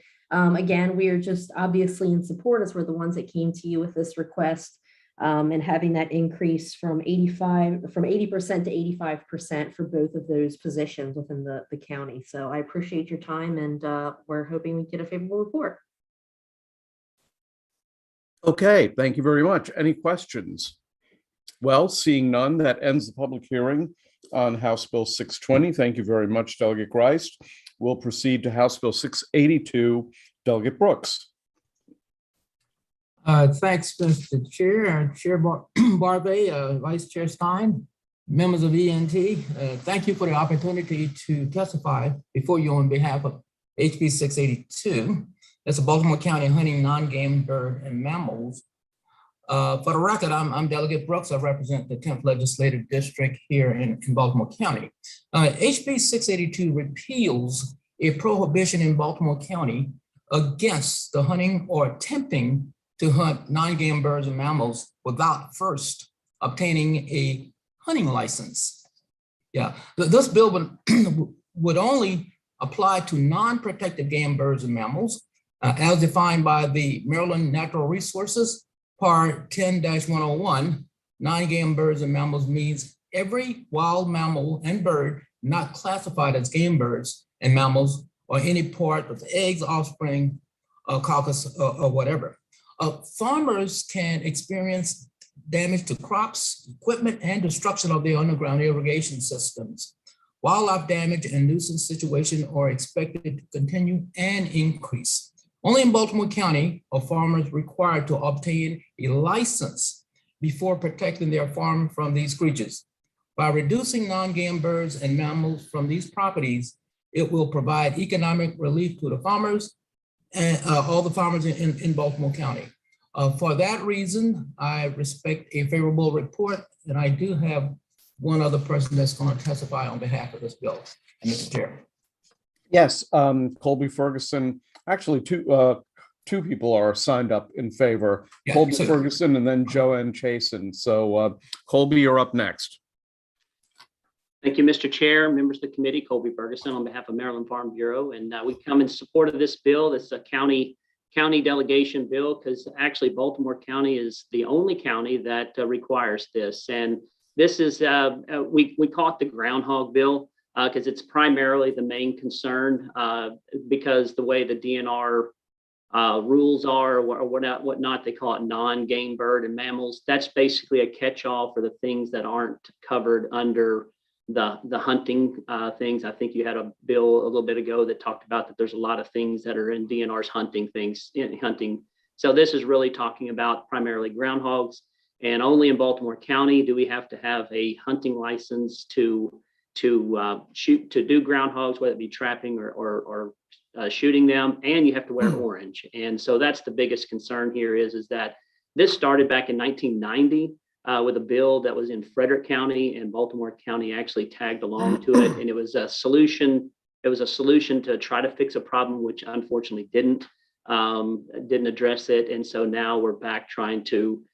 This bill was in 2020. It caught COVID, as I call it, because it ran out of time and didn't have a chance for the delegation to vote on it, to move it out. We're hoping to go ahead and clean this up this year. Okay, very well then. Joanne Chasen. Joanne? Thank you. I had to unmute. I'm sorry. That's okay. That's fine.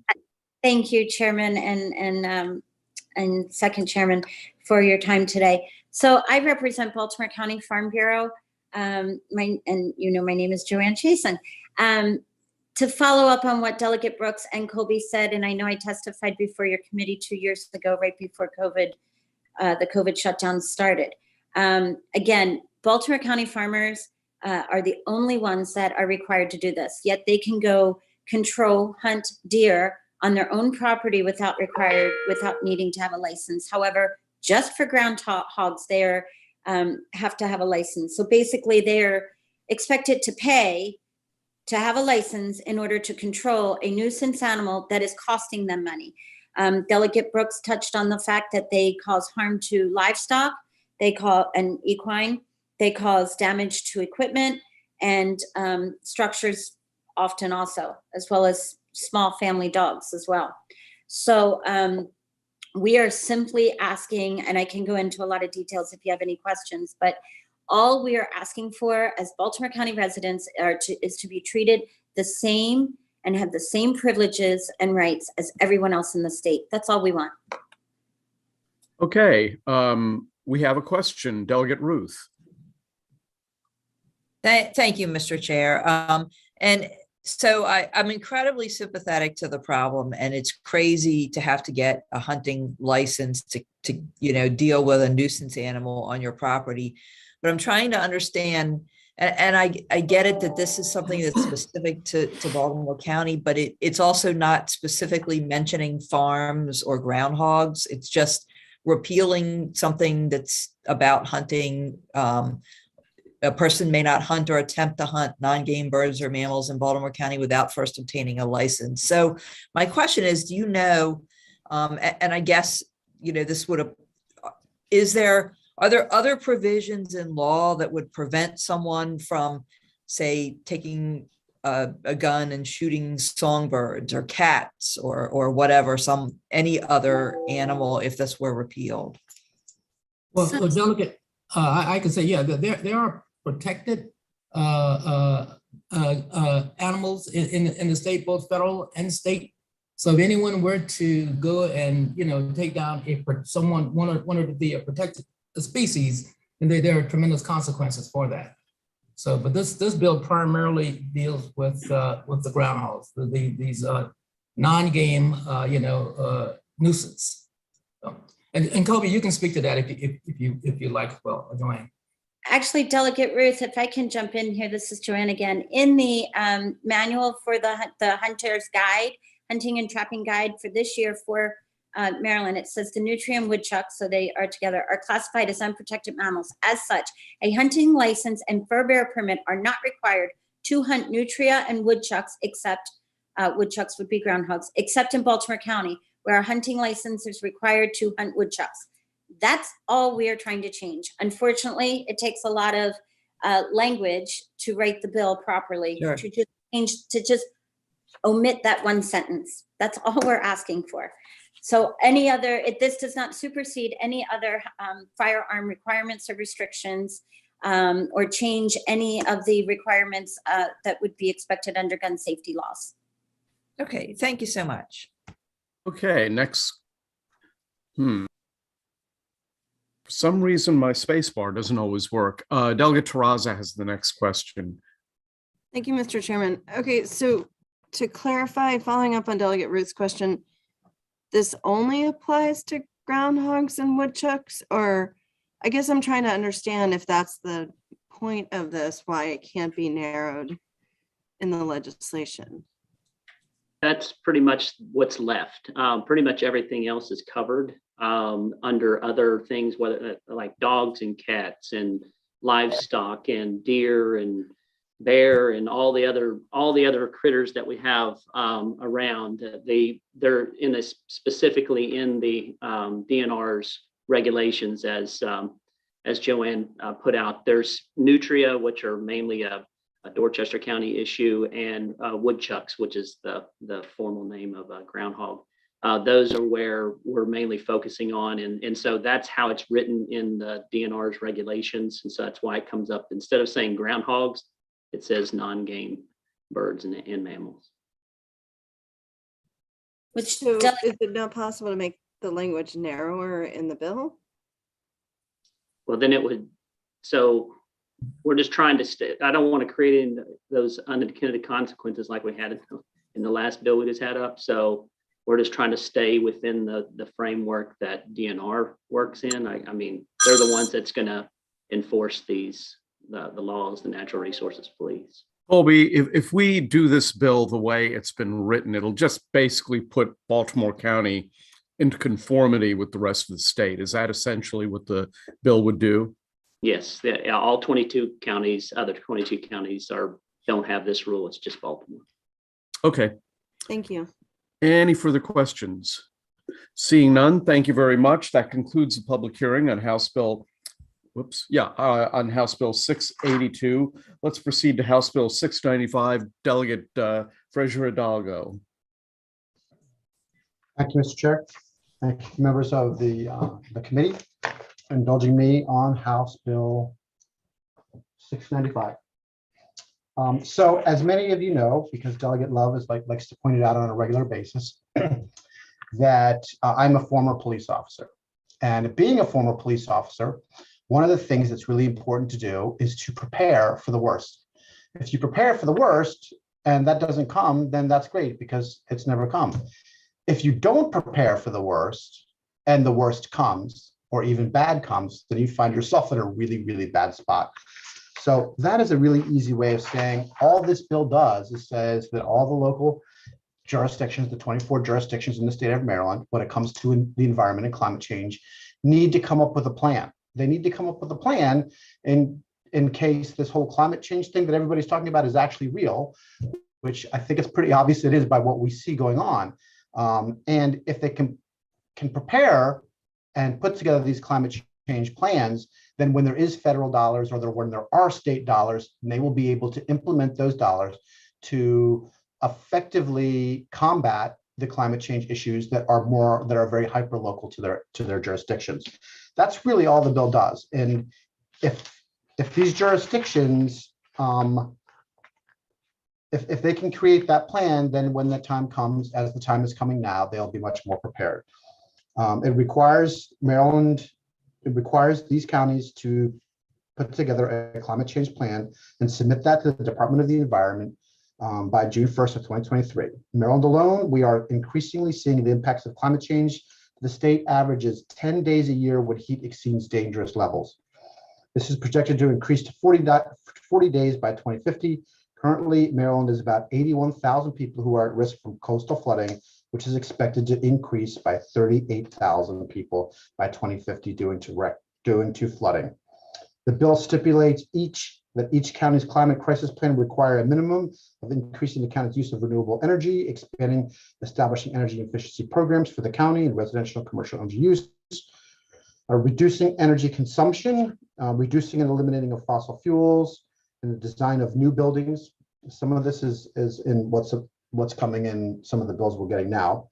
Retrofitting existing buildings, transitioning to fleet vehicles. Again, we're doing some of this. Providing clean and efficient, reliable public transportation, designing and implementing safe infrastructure to promote alternative forms and modes of transportation, conducting baseline greenhouse gas emissions inventory. It goes on and on, but essentially, the development of the plan also is addressing the impacts of climate change on vulnerable communities. This is a big climate justice issue. Mitigating heat islands, providing access to emergency cooling, improving air quality, addressing climate change related health needs, and establishing energy efficiency programs. This is something we have to do. This is something all 24 jurisdictions in the state of Maryland have to do. The sooner that we do it, as in Montgomery, Prince George's, and I think Baltimore City, they've already done it. They already have their climate plans in place. So when they have their issues, they have a better idea of how to fix them, and they get their federal dollars or state dollars. They have a better idea of how to implement them in the best way possible, as opposed to waiting around trying to figure it out later. So for those counties or those folks that might be concerned with this bill, it has a $53,000 fiscal note. It's not a big deal. And when monies come, you need to be prepared. So I know that there's going to be some opposition to this bill.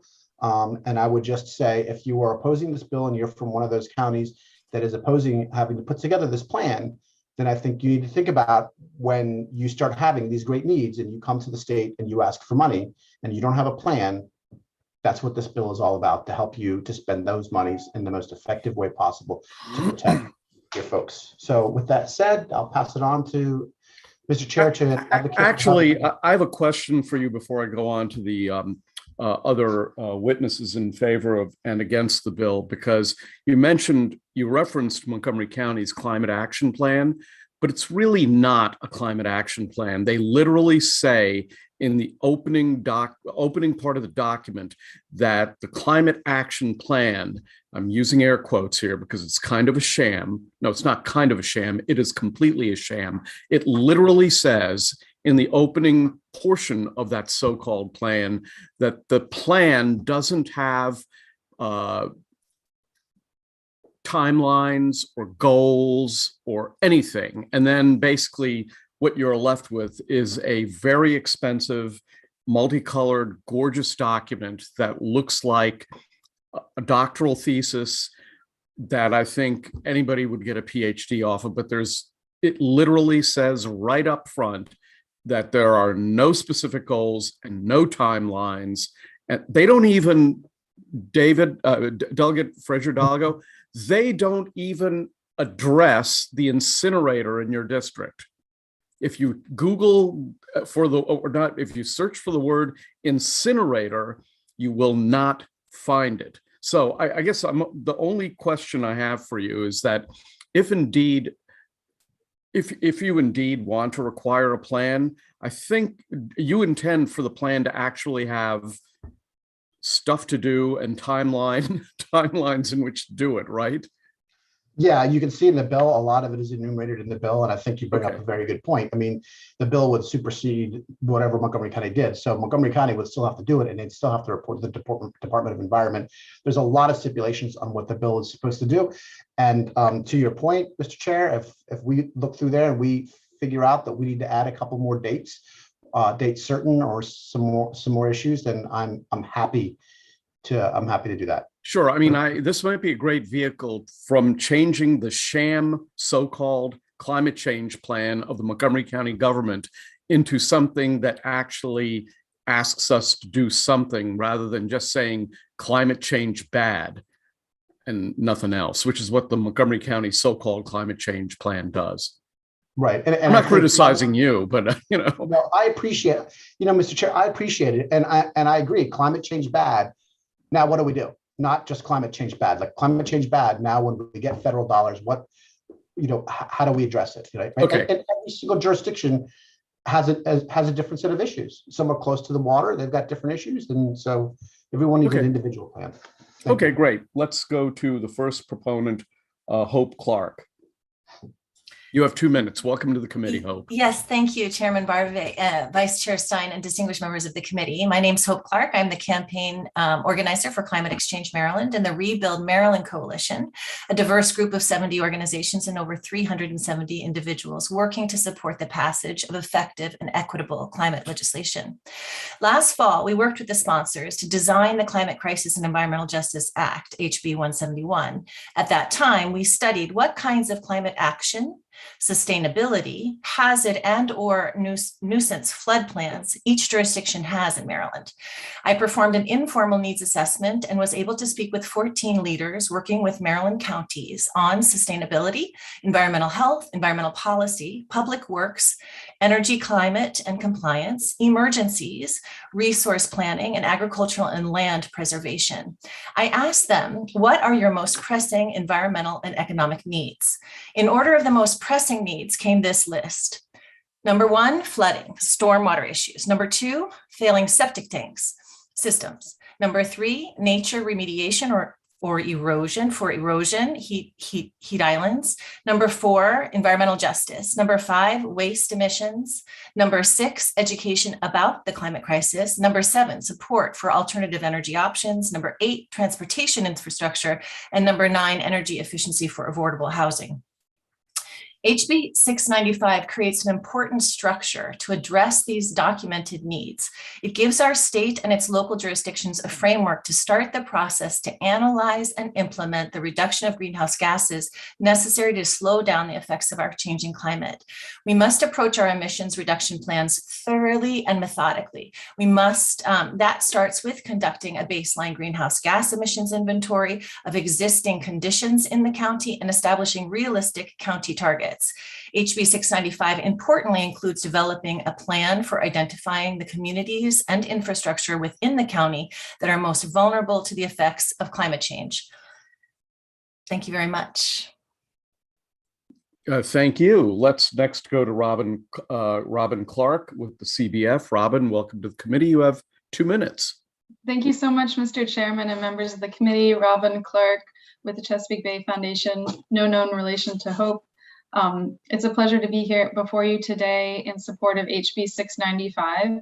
In particular, I wanted to highlight one aspect of the bill of interest to us, and that is that the bill would require developing a plan for addressing impacts of climate change on vulnerable communities. So in this plan envisioned in the bill, you have not only the mitigation side of climate, but also looking at adaptation. And we think it would be very valuable if at the local level, those two components were considered together. And we would have hope that if this plan was created again at the local level, looking at those impacts of sea level rise, of additional flooding, even land subsidence on the eastern shore, that information would then also be pulled over into the locality's comprehensive plan, which is really steering the direction of development, land use, sewer expansion, et cetera. So for these reasons, we're here today in support of HB 695 and urge the committee's favorable report. Terrific. Andrew Frazier, you're up next. Welcome back to the committee. If only he was here. Okay. So you know what? Aaron Greenfield is signed up favorable with amendment, and then I am going to go to the opponents and we will direct questions to the whole lot of them, okay? So Aaron Greenfield. Aaron? Yeah, I was on mute. I did exactly what Delegate Ciliberti has done. And all of us, not All just of us, don't just correct. pick on Barry. So, okay, go ahead, Aaron. Well, thank you, Mr. Chairman, members of the committee. Aaron Greenfield here on behalf of Bioenergy DevCo, a leader in the financing, construction, and operation of anaerobic digesters. You have our written testimony, and we are here favorable with amendments. Specifically, we're urging an amendment to require the county plans to encourage the use of organics recycling as a tool to reduce greenhouse gas emissions. As this committee certainly knows, the General Assembly passed House Bill 510 in 2019, defining organics recycling, which includes composting and anaerobic digestion. Additionally, just last session, you passed a critical waste diversion bill requiring commercial entities that generate more than 2 tons per week to dispose of that in an organics recycling facility, as long as it's within 30 miles of such a facility. And with that policy direction, we strongly encourage this amendment to use and ensure that the counties are employing good organics recycling measures. And with that, we are favorable with that amendment. Thank you, Mr. Chairman. Very well then. Let me go to the opponents to the bill. We'll start with Dominic Butchko with MACO. Mr. Chairman, members of the committee, thank you for having me again here today. My name is Dominic Butchko, here with the Maryland Association of Counties. MACO asked that the committee give HB 695 an unfavorable report. Now, there's a few things that I want to make clear here. Counties agree with the intent of this bill, but as drafted, this bill will impose a rather significant burden on local governments, and it would be honestly incredibly difficult to implement. So the good delegate before referenced a $53,000 fiscal note. Speaking with our counties, especially some of our more well-resourced counties, this plan goes above and beyond what's already been developed. And our smaller counties just do not have the resources or the technical expertise to develop a plan of this detail, let alone implement this. Traditionally, climate plans have been, when they've been proposed and successfully implemented, it's been done on a multi-jurisdictional or statewide level, not really on an individual county level. Again, I just want to highlight, counties want to take strong action on the climate, and we want to make sure that that action is appropriate and is well executed. Our issue here is by putting the burden on counties, so many of them just don't have the resources and technical expertise to take this on and really execute and implement successfully. So accordingly, MACO asks for an unfavorable report. Thank you. Okay, next we'll turn to Mike O'Halloran. Mike, are you with us? And you've got 2 minutes. I am, sir, and thank you so very much. Mr. Chairman, I actually will say I learned a new trick from you that I can just hold down the space bar to unmute myself. I did not know that. I digress, though. For the record, my name is Mike O'Halloran, representing the Mid-Atlantic Petroleum Distributors and Propane Gas Associations in opposition to HB 695. I respect the sponsor very much and the passion he brings to these issues, but respectfully, this bill does much more than just require our local governments to prepare a plan.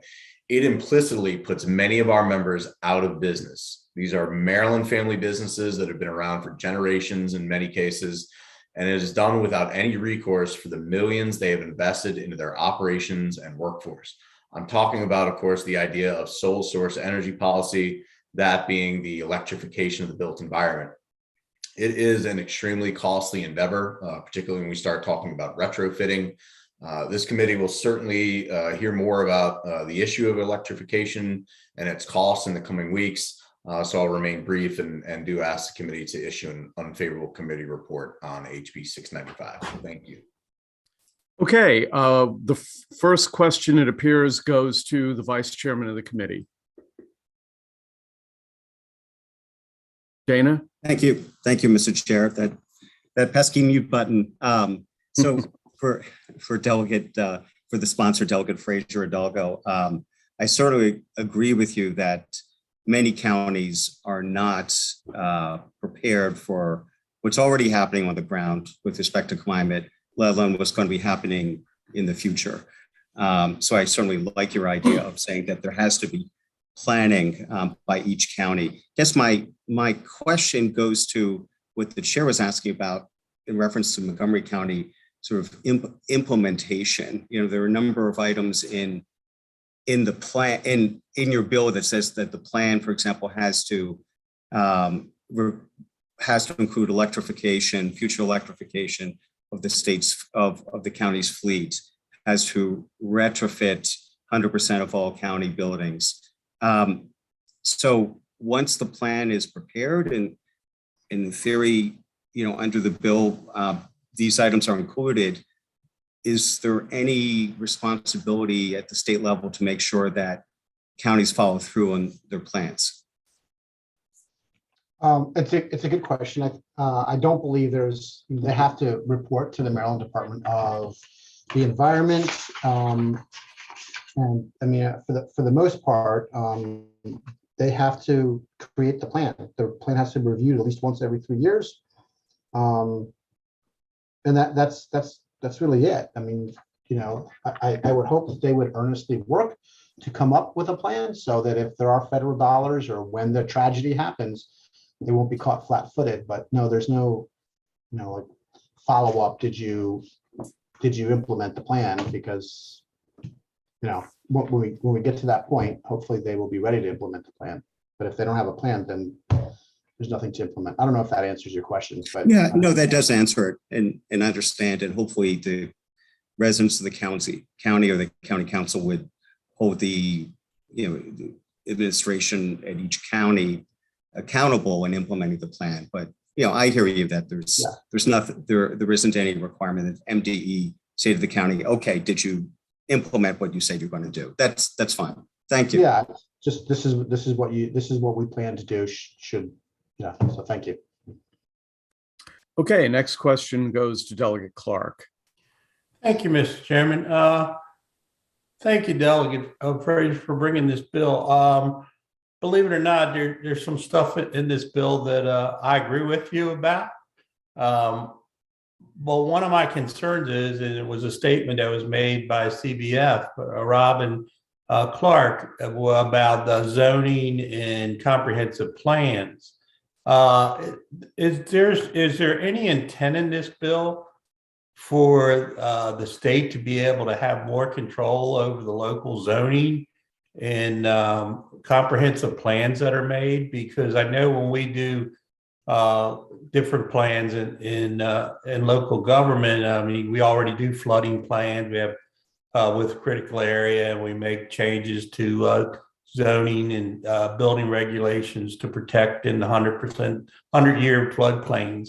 So I'm just a little concerned that this bill may actually give the state the ability to try to come in and influence the locals' comprehensive plan and try to influence zoning in some way, shape, or form. And I think most of us from local government believe that zoning issues and comprehensive plans should be at the purview of the local elected officials. So do you go ahead. That's it. I'm sorry. I didn't mean to cut you off, Delegate, please. Yeah. No, I was just going to say, do you believe that this bill would cause some of that to happen? No, Delegate. I mean, the bill is designed and written in such a way as it says to the counties, just come up with a plan and make sure your plan addresses these things. That's all you got to do. And then submit the plan to the Department of Environment. It's not an attempt for the state to go in and rework zoning or do anything. I mean, like in parts of your county, you commented that I had visited your county a couple of weeks ago. Part of your county is absolutely, a lot of your jurisdiction is absolutely beautiful. And it's so central to where you are. It's so indicative of what you represent. So I think for the state to come in and say you need to do this and you need to do that, it's a little hard to do that when you're not actually on the ground and you don't know what the needs are.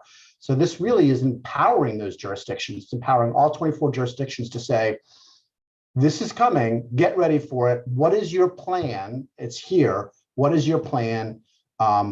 If we get federal dollars or state dollars, if you're having a big problem, how are you going to implement it? It's just coming up with an emergency plan. That's all it does. It's not an attempt to do a power grab or get power in any way from any of the locals. It's just trying to prepare the locals for, when these disasters happen, and they're already happening. I mean, there's in my bill, you can, I don't know if you can see it, but that's Ocean City. I mean, that's downtown Annapolis.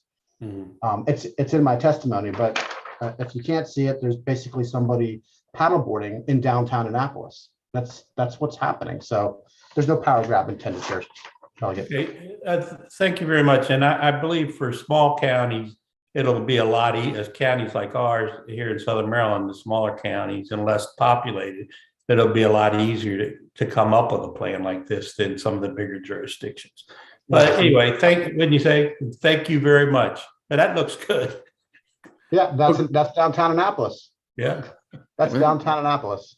So okay. Okay, thank you very much. Delegate Jacobs. Thank you, Mr. Chairman. So DFH, you mentioned the fiscal note in your testimony, and from 10 feet away, it looks good. I got to give it to you. But then when you turn to page 4, get into the weeds a little bit, representing 4 counties, it says county expenditures increase likely significantly for some, yada, yada, yada, and cost developed plan alone could exceed $1 million. And several counties have I think Baltimore County said they felt like it would exceed $1 million. And, so there are significant costs in this bill.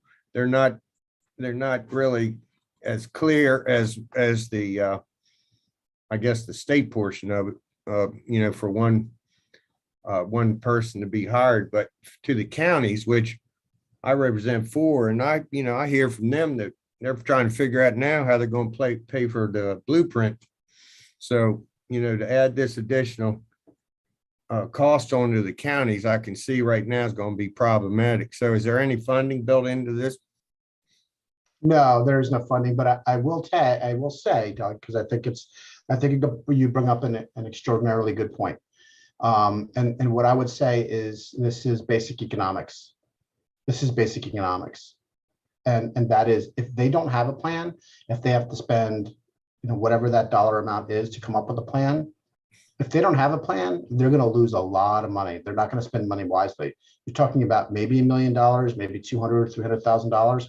Well, when these things start happening more regularly, and you're going to be looking at millions or hundreds of millions of dollars that are going to have to be spent to save parts of jurisdictions around the state. And if you don't have a plan and ready to know how to spend that money in a wise way, then it's going to cost a lot more money than $1 million. You're going to lose hundreds of millions of dollars, and you're going to potentially lose lives, and you're going to lose a lot more if you don't have a plan.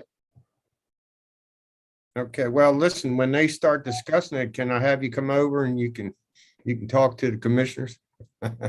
Yeah, I mean, the simple fact of the matter is at the end of the day, Delegate Jacobs, if they don't want to put together a plan, if they don't want to have anything to do with this, then I guess with all due respect to those jurisdictions that don't think that this is that important, don't apply to the federal dollars or the state dollars when these things happen. Don't say, oh my God, my backyard's flooded and I need money for sandbags or I need money for stormwater management. I mean, this is what's happening. Well, I'm not saying that these things aren't important, but coming from areas that are a lot of critical areas. I know that a lot of plans are in effect in the district that I represent to some degree, but this expands that. I'm just looking at the cost factor that's not indicated at the state level in the fiscal note, but what the impact is to the counties, especially the ones that I represent that are already struggling with other mandates. So I just want to make that point. But we'll talk about it offline. Thank you. Okay, thank you, Delegate, and very, very good, very fair points. I appreciate it. Okay, Delegate Boyce. Unlike me, the space bar actually doesn't work for me. So I have Mako, Mr. Buchko, how many of the jurisdictions reported back to you that they actually have a plan? Only a handful. I believe it's limited to only the larger jurisdictions that actually have these plans. I know Montgomery County was brought up. Baltimore County has a rather sophisticated one. And those are the only two that are coming to mind, but not a lot of these have we just don't have the resources to create this. I certainly understand. And I think to the sponsor's point, it's kind of like, I don't know, a will or life insurance. We don't know. Gina, we're having a little bit of trouble hearing you. Is your microphone blocked or something? Hold on 1 second. Or I am, at least. I don't know. Do I sound better now? Oh, yes, you do. Okay, I just clicked the little thing. Sorry.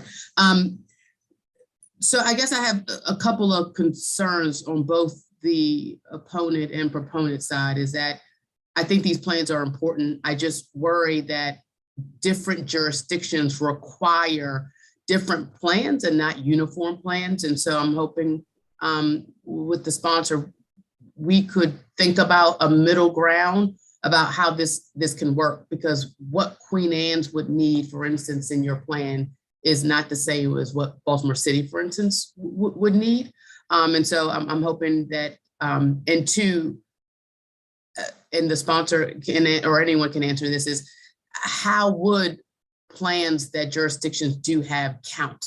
In other words, do we leave it up to MDE to kind of create the criteria based on plans that are submitted and then give feedback, or do we want the jurisdictions to be able to hit all these points, then submit a plan, and then have something on just on file in case, of course, funding becomes available that they could actually apply for to start working towards implementing their plans. So those are just some of the questions that I have and concerns. So.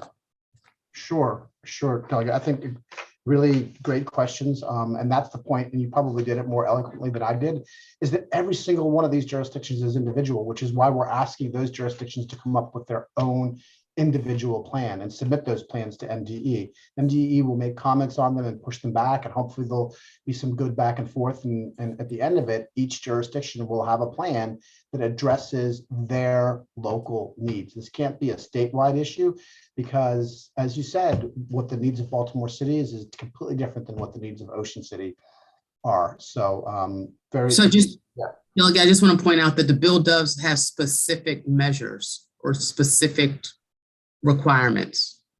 It does. Yes, it does. Okay.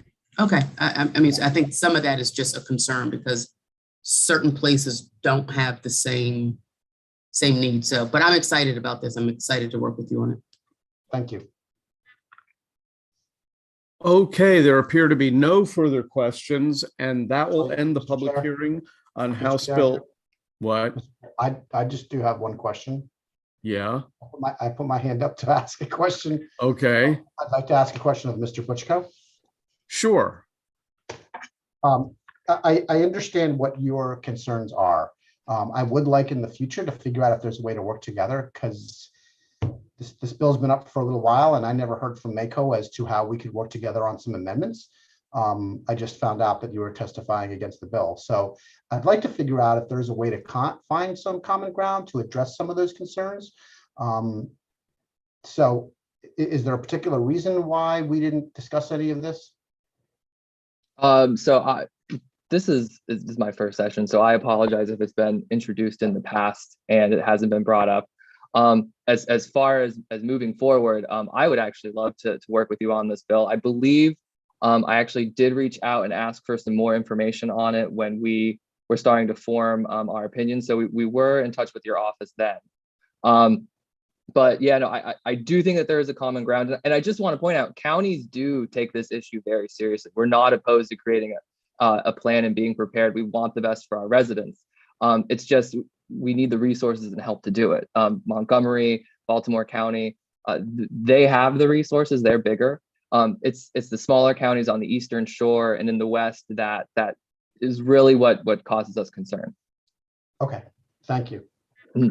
Okay, that ends the public hearing on House Bill 695. Let's proceed to House Bill 706, Delegates Sample Hughes and Watson. Welcome to the committee. You've got 4 minutes. Thank you, Mr. Chair, and good afternoon to everyone present in the committee. I do appreciate the opportunity to present to you House Bill 706. This bill is to establish an Office of Resilience and a Chief Resilience Officer in the Maryland Department of Emergency Management, who will be tasked with coordinating state and federal efforts to combat the risk associated with rising sea levels and other effects of climate change. The office will begin reporting their work in 2024 and will coordinate with 7 state agencies and other stakeholders, taking an all hands on deck approach to tackle. Looks like we lost her there for a second. If you could freeze the timer, that would be good.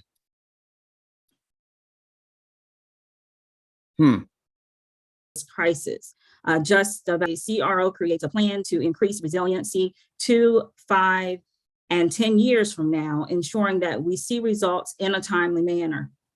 So positions like these are in place in 11 other states, including Virginia. They enacted theirs in 2014 and North Carolina in 2018. And those CROs have been able to garner in millions of funding to protect residents from the dangers of climate change. And that funding has been very important to those states. As some of you may know in this committee, that being a member of the Eastern Shore delegation comes sometimes with unique challenges. We sometimes find ourselves fighting against the tide, and certainly trying to figure out how we can have our voice continually to be heard.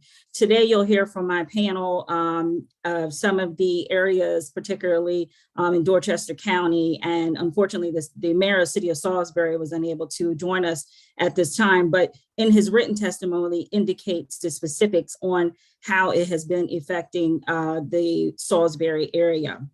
A survey published recently by the Union of Concerned Scientists identified 167 communities in 13 states that by 2035 will face chronic flooding at least 26 times annually. 22 of those communities are in Maryland, most on the Eastern Shore.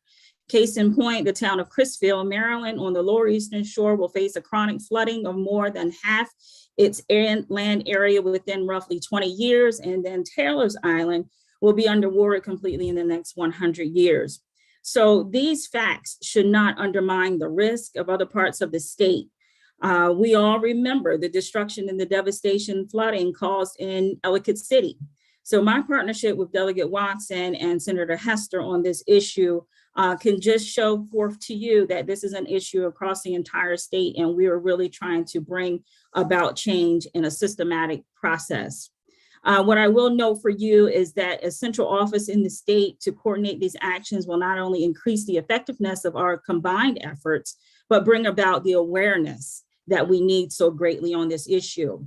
Lastly, wanted to highlight for you on page 8 of the fiscal note, it is indicating that this bill needs about 9.5 staff persons. And that number came about from the Maryland Department of Emergency Management, indicating that based on their work over the years with local jurisdictions of needing federal support with federal applications and needing that assistance with resiliency, that's how they arrived at that number.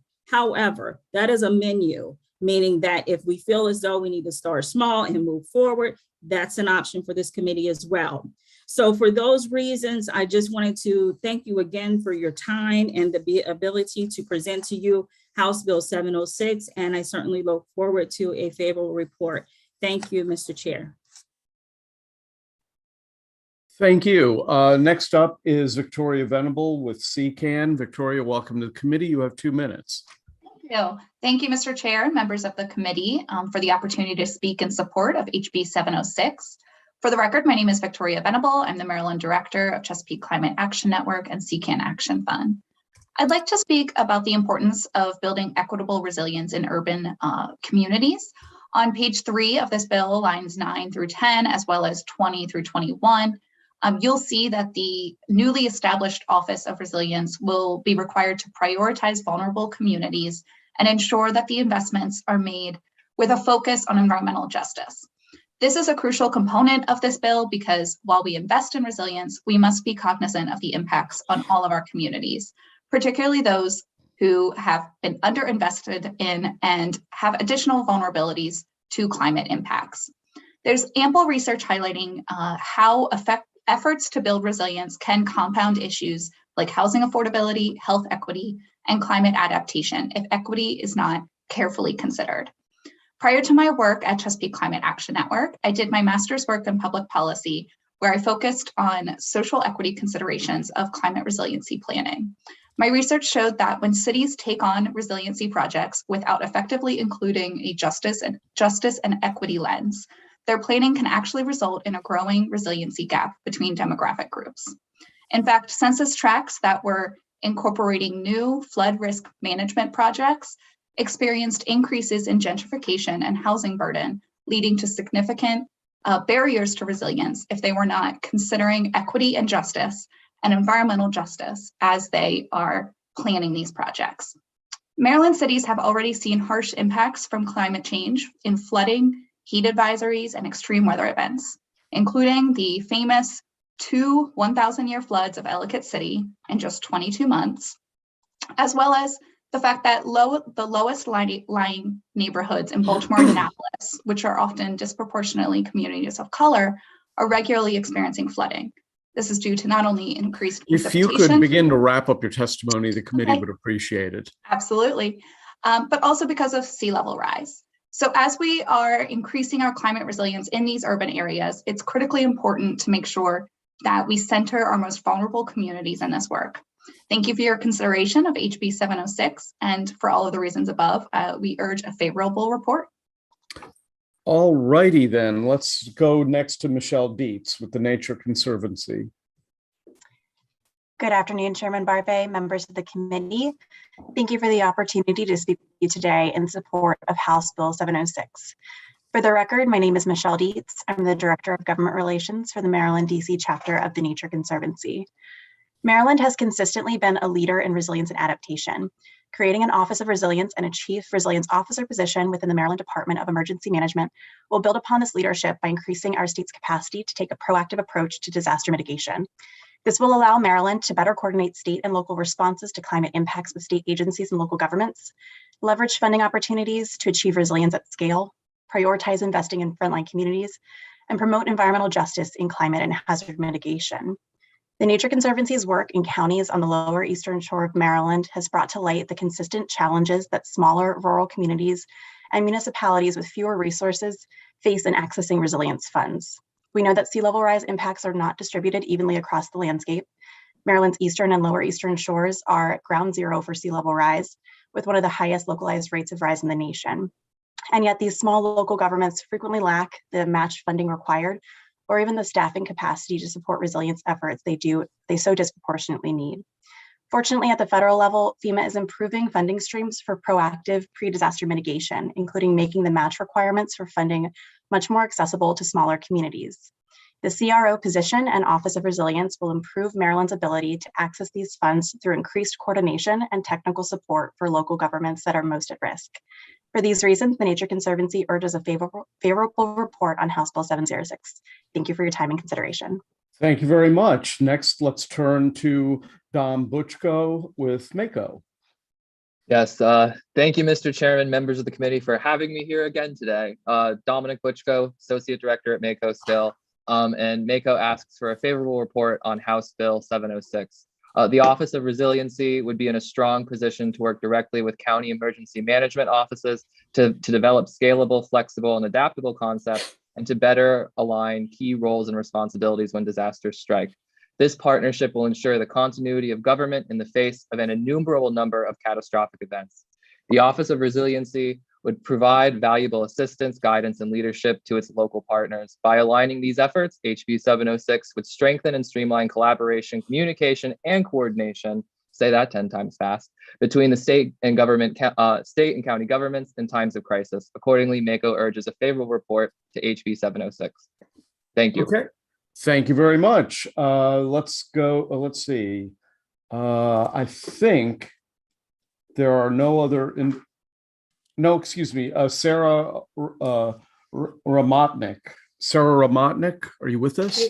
Yes, thank you, Chairman Barbay, and members of the committee for the opportunity to speak favorably on House Bill 706 today. My name is Sarah Ramatnik, you got my last name correctly, and I'm the policy manager of the Eastern Shore Land Conservancy. An ounce of prevention is worth a pound of cure, as the folk saying goes, and that's what this bill is about. By creating the Office of Resilience and the Chief Resilience Officer, we will greatly expand upon the resiliency efforts the state has already undertaken. This bill would allow the Maryland Department of Emergency Management to safeguard and expand our natural infrastructure that makes communities resilient to disasters. It would help the state to better implement agricultural best management practices to make the most of our environmental resources and also provide support to farmers to upgrade ditches and canal systems to provide adequate drainage. Our organization strives to preserve the rural character of the Eastern Shore by protecting the region's farms and forests, while also working to ensure that our towns are healthy and thriving. This bill would afford our local governments the additional resources that they would need to better reduce the vulnerability of both urban and rural communities. This office will be a worthwhile investment, and we look forward to partnering with it to build a more resilient Maryland and to further secure our state for future generations. As such, I thank the committee and strongly request a favorable report on House Bill 706. Okay, thank you very much. We also have James Windsor, who signed up informationally. So, Mr. Windsor, welcome to the committee. You have 2 minutes. Yes, sir. I'm sorry for that. I'm not sure how that happened. It was supposed to be in favor. But okay. Good afternoon to the chair and members of the committee. My name is James Windsor. I'm the Emergency Management Planner for Dorchester County on the Eastern Shore. The County Council designated me to speak on its behalf and wants to express their support for this legislation. The establishment of a dedicated resilience office would be an important asset, not only to the state, but has the potential for significant impact in counties like Dorchester. Dorchester County has, in the past, experienced damaging floods associated with storms and climate, both due to our geographic location on the Eastern Shore and the fact that a significant portion of our county is either at or below current sea levels. With sea levels rising, we've recently started to experience our first significant flooding events that are not caused by severe storms. And the Office of Resiliency would be a great asset in coordinating efforts to mitigate the risks of flooding moving forward. On behalf of the Dorchester County Council, thank you for your consideration of their support. Thank you. Are there any questions for any of the for the sponsor or any of the witnesses? I don't see any questions. Thank you very much. That will Oh, wait a minute, hold on. Delegate Lehman has a question. Thank you, Mr. Chairman, and thank you, Delegate Semple Hughes, for bringing this important legislation. I think it's a fantastic idea. I was wondering if you could speak at all. I didn't get a chance myself to look at the fiscal note, but could you speak to the cost of it? And, you know, in terms of just setting it up operationally and staff-wise, do you envision current staff from MDE or another agency staffing this office? Sure. Thank you, Delegate, for the question. In regards to the fiscal note, the specific number here is 1.1 million that will be in FY 2023. And that number is arrived from a various input from each one of the agencies that were identified to be a part of this process, as well as the initial setting up of the office with the chief resilient officer that I mentioned of being the director of that department, and the staff that was necessary as well. On page 8 of the fiscal note, it specifically goes into those positions and how they arrived at the $733,000 for those 9.5 positions. And what was beneficial for me was to have that additional conversation and look at the report that the Maryland Department of Emergency Management submitted by stating that the 5 administrators that would help across the entire state were necessary based on the fact that each part of our state needed that level of attention for the local governments and to have the support in federal funding assistance and getting the resilience information prepared. So to that end, they were able to, within this fiscal note, break down how that all comes to pass. Now, the one thing I do want to just highlight for you is that in the requirement of those other agencies to be a part of this legislation and this project is that some of them did say with existing staff, they can participate without any additional cost. However, a couple, for instance, Maryland Department of the Environment, Maryland Environmental Services, they did indicate a cost, okay? Did I freeze? I'm sorry. But anyway, I just want to let you know that's how they arrived at that number. Okay. Thank you for that. Thank you, Mr. Chairman, for letting me ask the question. I just wanted to comment briefly that I would hope, you know, given the kind of money the federal government in particular has to dole out in the aftermath of these catastrophic events, the, you know, emergency aid that comes from FEMA, I would hope, well, first of all, I think that an operation like this would end up paying for itself, you know, many times over, probably over just a few years. But in the short term, I hope we can identify and prioritize it. Thank you, Mr. Chairman. All right.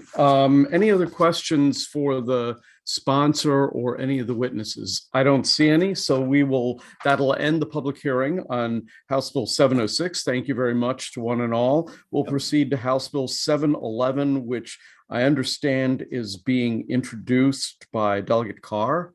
Is that so? Or are you there, Delegate Carr? Yes, Mr. Chairman. Good afternoon. Okay. Go for it. Thanks. Good afternoon, colleagues. Always great to be in ENT. For the record, I'm Delegate Al Carr, and I'm here on behalf of the Joint Committee on Federal Relations with House Bill 711. It is the Potomac River Compact, clarification of the effectiveness of amendments. The Joint Committee on Federal Relations is responsible for periodically reviewing the interstate compacts of which Maryland is a member, and our excellent staff flagged this particular compact. It's called the Potomac River Compact, an agreement between Maryland and Virginia that governs the Potomac River Fisheries Commission that regulates the fisheries in the main part of the Potomac River. There's a little dance going on between Maryland and Virginia on these compacts, the way they interact and interlock. And there were provisions that we enacted in 2007 and 2013 that were intended to go into effect, but we need this bill just to clarify that they do go into effect, and they have to do with such things as the compensation for the commissioners, the allowable oyster inspection tax and the fines for violation of a commission regulation. So it's just a very technical bill. And with that, I will ask for your favorable report.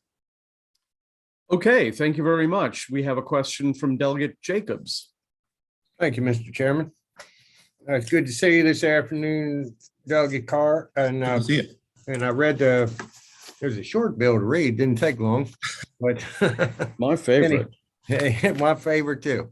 Anyhow, when I read the allowable oyster inspection tax up to $2, it kind of perked my ears up a little bit. I know that they've been talking about that in Maryland.